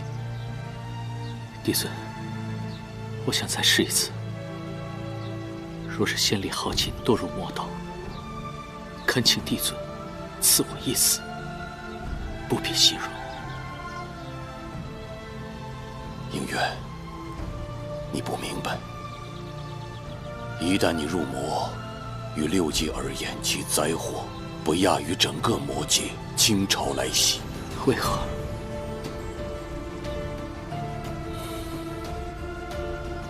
帝尊，不知为何，每次徘徊在入魔边缘时，总会乱梦不断，梦里总会出现一些未曾经历过的画面，仿佛是在上古时。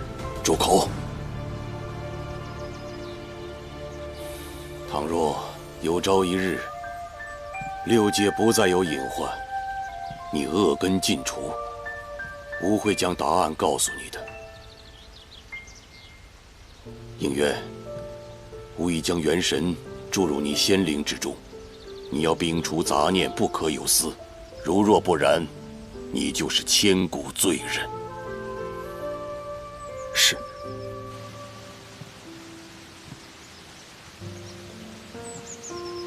然且，你已化为风雨流云，望着这世间。放心吧，昔年之祸，吾必不会令其重演。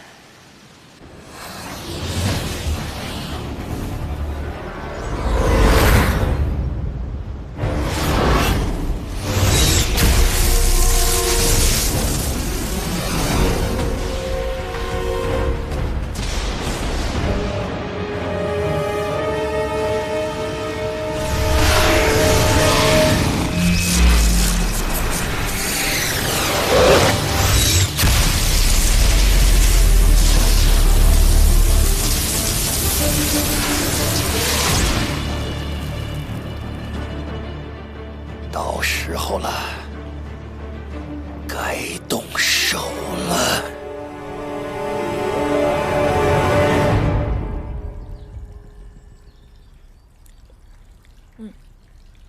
严丹，昨晚的事情对不起啊。我也并不是有意瞒你，是因为这件事情让我知道对不起就不要喝那么多嘛。如今仙界守卫森严，如果你万一酒后失态，被当成了魔族奸佞，抓到天刑台上，不知道抽多少鞭子。哦。算了，反正昨天我也喝多了，你跟我说的事情我都不记得了。真的？有一点你不许耍赖。什么事？不管你以前经历了什么，以后经历了什么，既然你认我这个朋友了，你就要言而有信。从此以后，不许生我的气，不许突然的消失。我可以说狠话，但你不能当真。有困难第一个跟我说，老老实实接受被照顾的命运，懂吗？那你这不是霸王条款吗？不服啊？服，全部同意。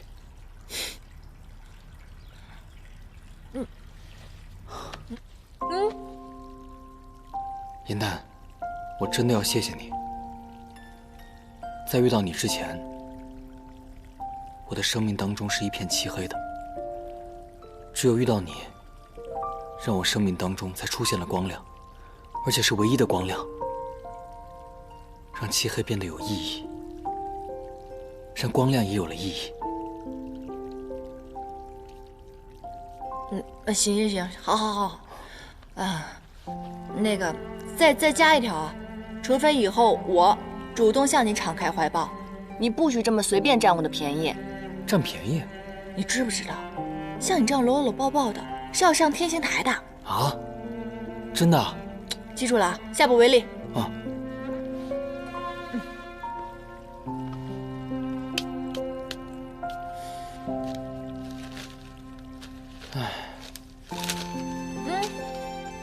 我可是有文人傲骨的，无论这次你有什么意见，我都不会改了啊。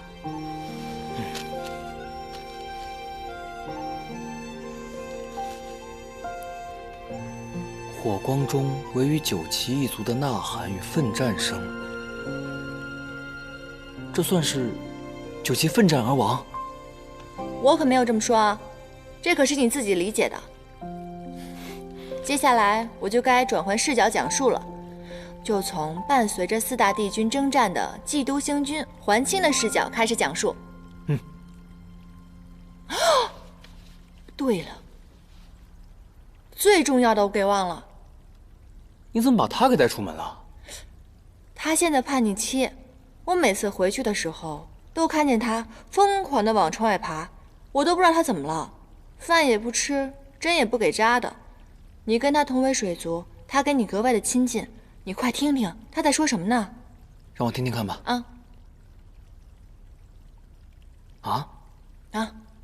他说应渊整日到你的房间去翻他，他在仙界一刻也待不下去了，他想要自由，宁愿饿死。这私放仙兽下凡界，这违反天条啊！那怎么办？那就违反天条呗，总不能看着他在我屋子里绝食而亡吧？可你方才说过守卫森严啊。就算守卫森严，只要有掩虚天宫的腰牌，谁敢阻我？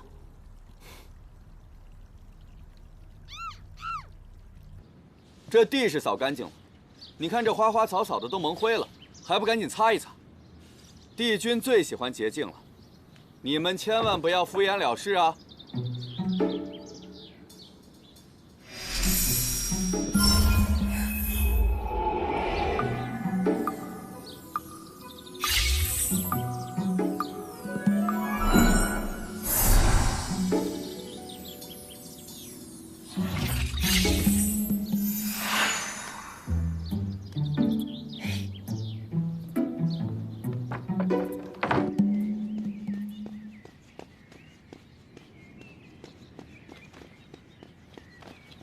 站住！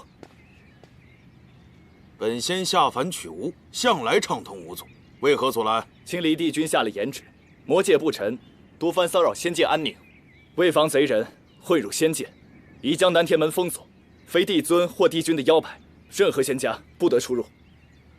你看清楚，本仙是太幽星君，能是魔界贼人吗？区区小事，还非要我把应元帝君请来吗？正是。荒谬！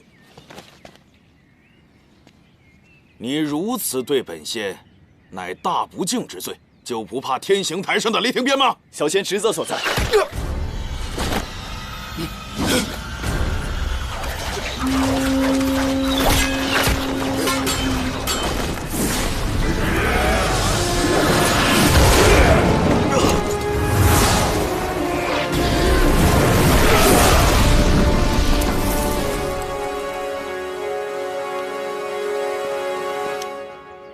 帝君，剑上有信。这帮魔族奸佞简直是胆大包天，罔顾仙界严律。你说他们就不怕帝尊的雷霆之怒吗？自然不怕。邪神玄香已经开始公然造反。帝君，这先锋队兵分两路，一支小队已然闯入，看他们这方向，正是朝延续天宫去的。速称帝尊亲允。是，快去。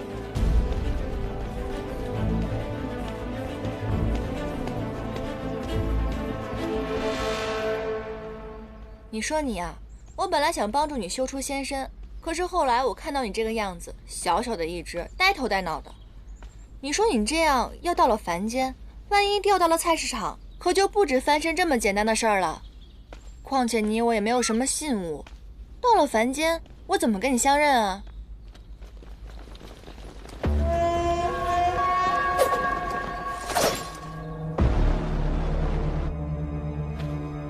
他是应元宫里的，以他为质，抓住他！是。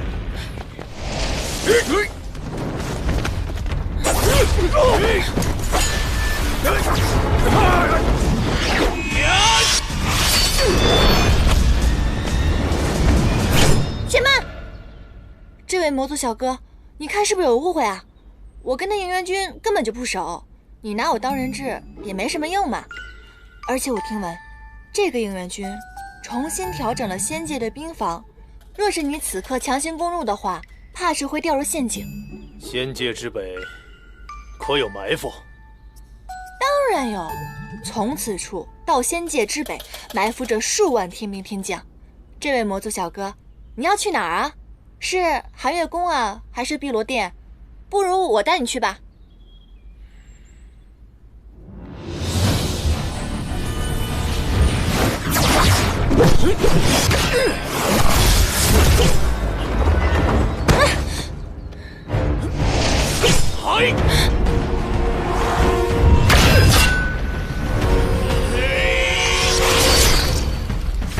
破神刀。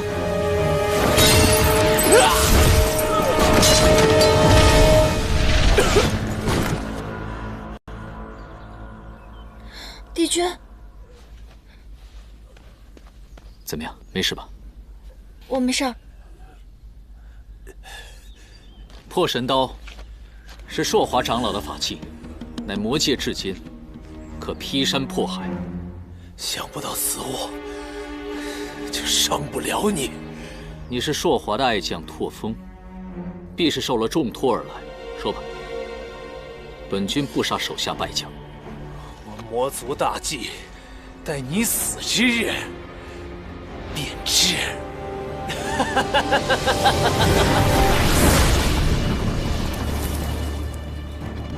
他们对自己下了陨身咒，敢做如此牺牲，到底要用这破神刀图谋什么？别管图谋什么了，他们已经败了。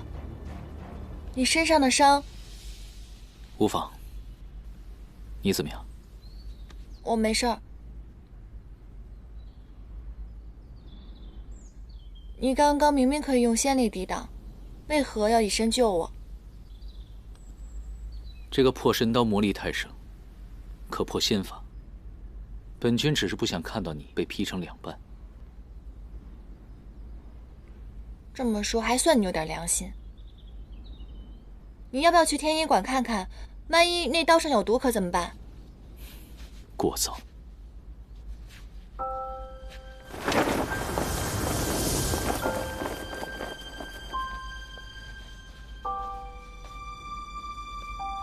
你先回延续天宫。魔族对仙神界公然宣战，眼下大战一触即发，分秒必争。本君去殿前听命。嗯。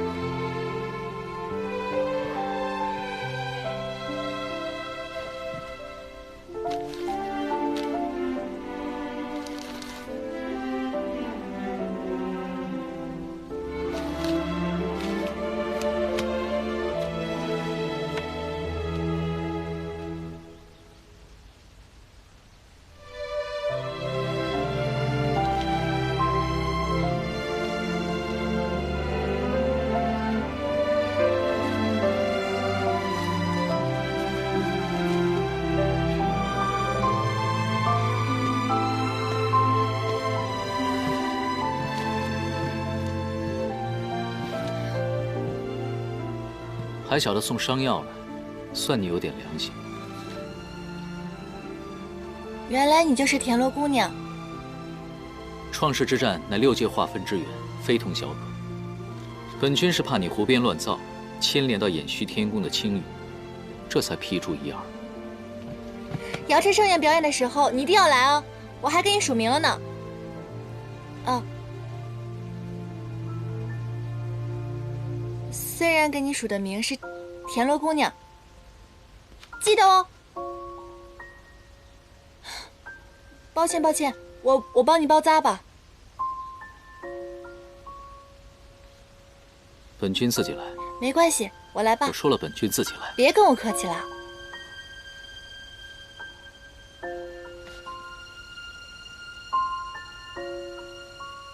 一定很疼吧？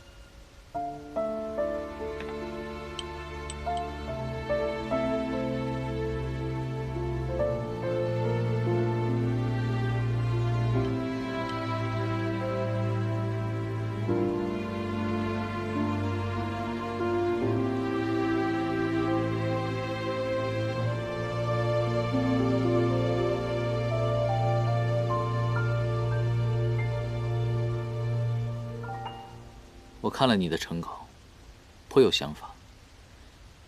若是能演出来，必是能荡气回肠。可惜本君也不一定能看到了。我最担心的发生了。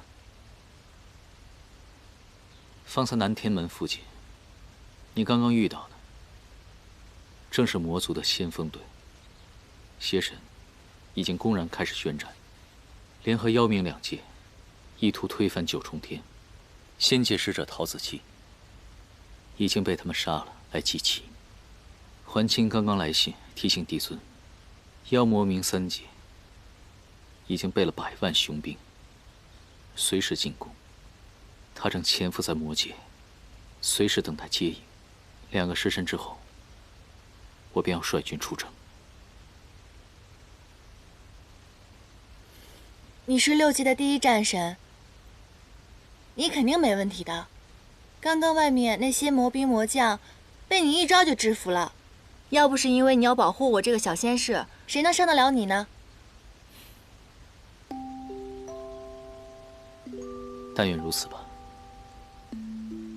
若是我能平安归来，我定会好好欣赏你这出《创世英雄传》。但是你要记住，本君走后，你不可懈怠。回来之后呢，我要好好检查你的修为，知道了吗？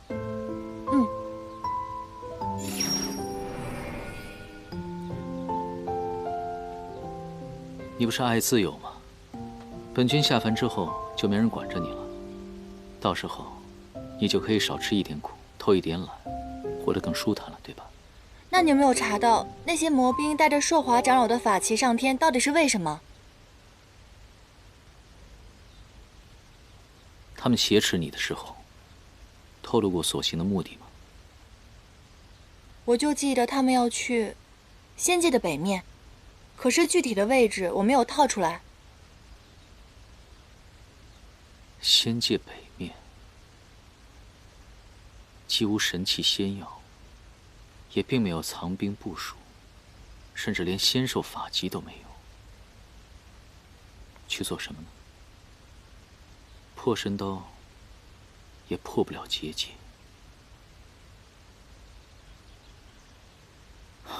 不说了，万一日后你……没有万一，你那么厉害，一定没问题的。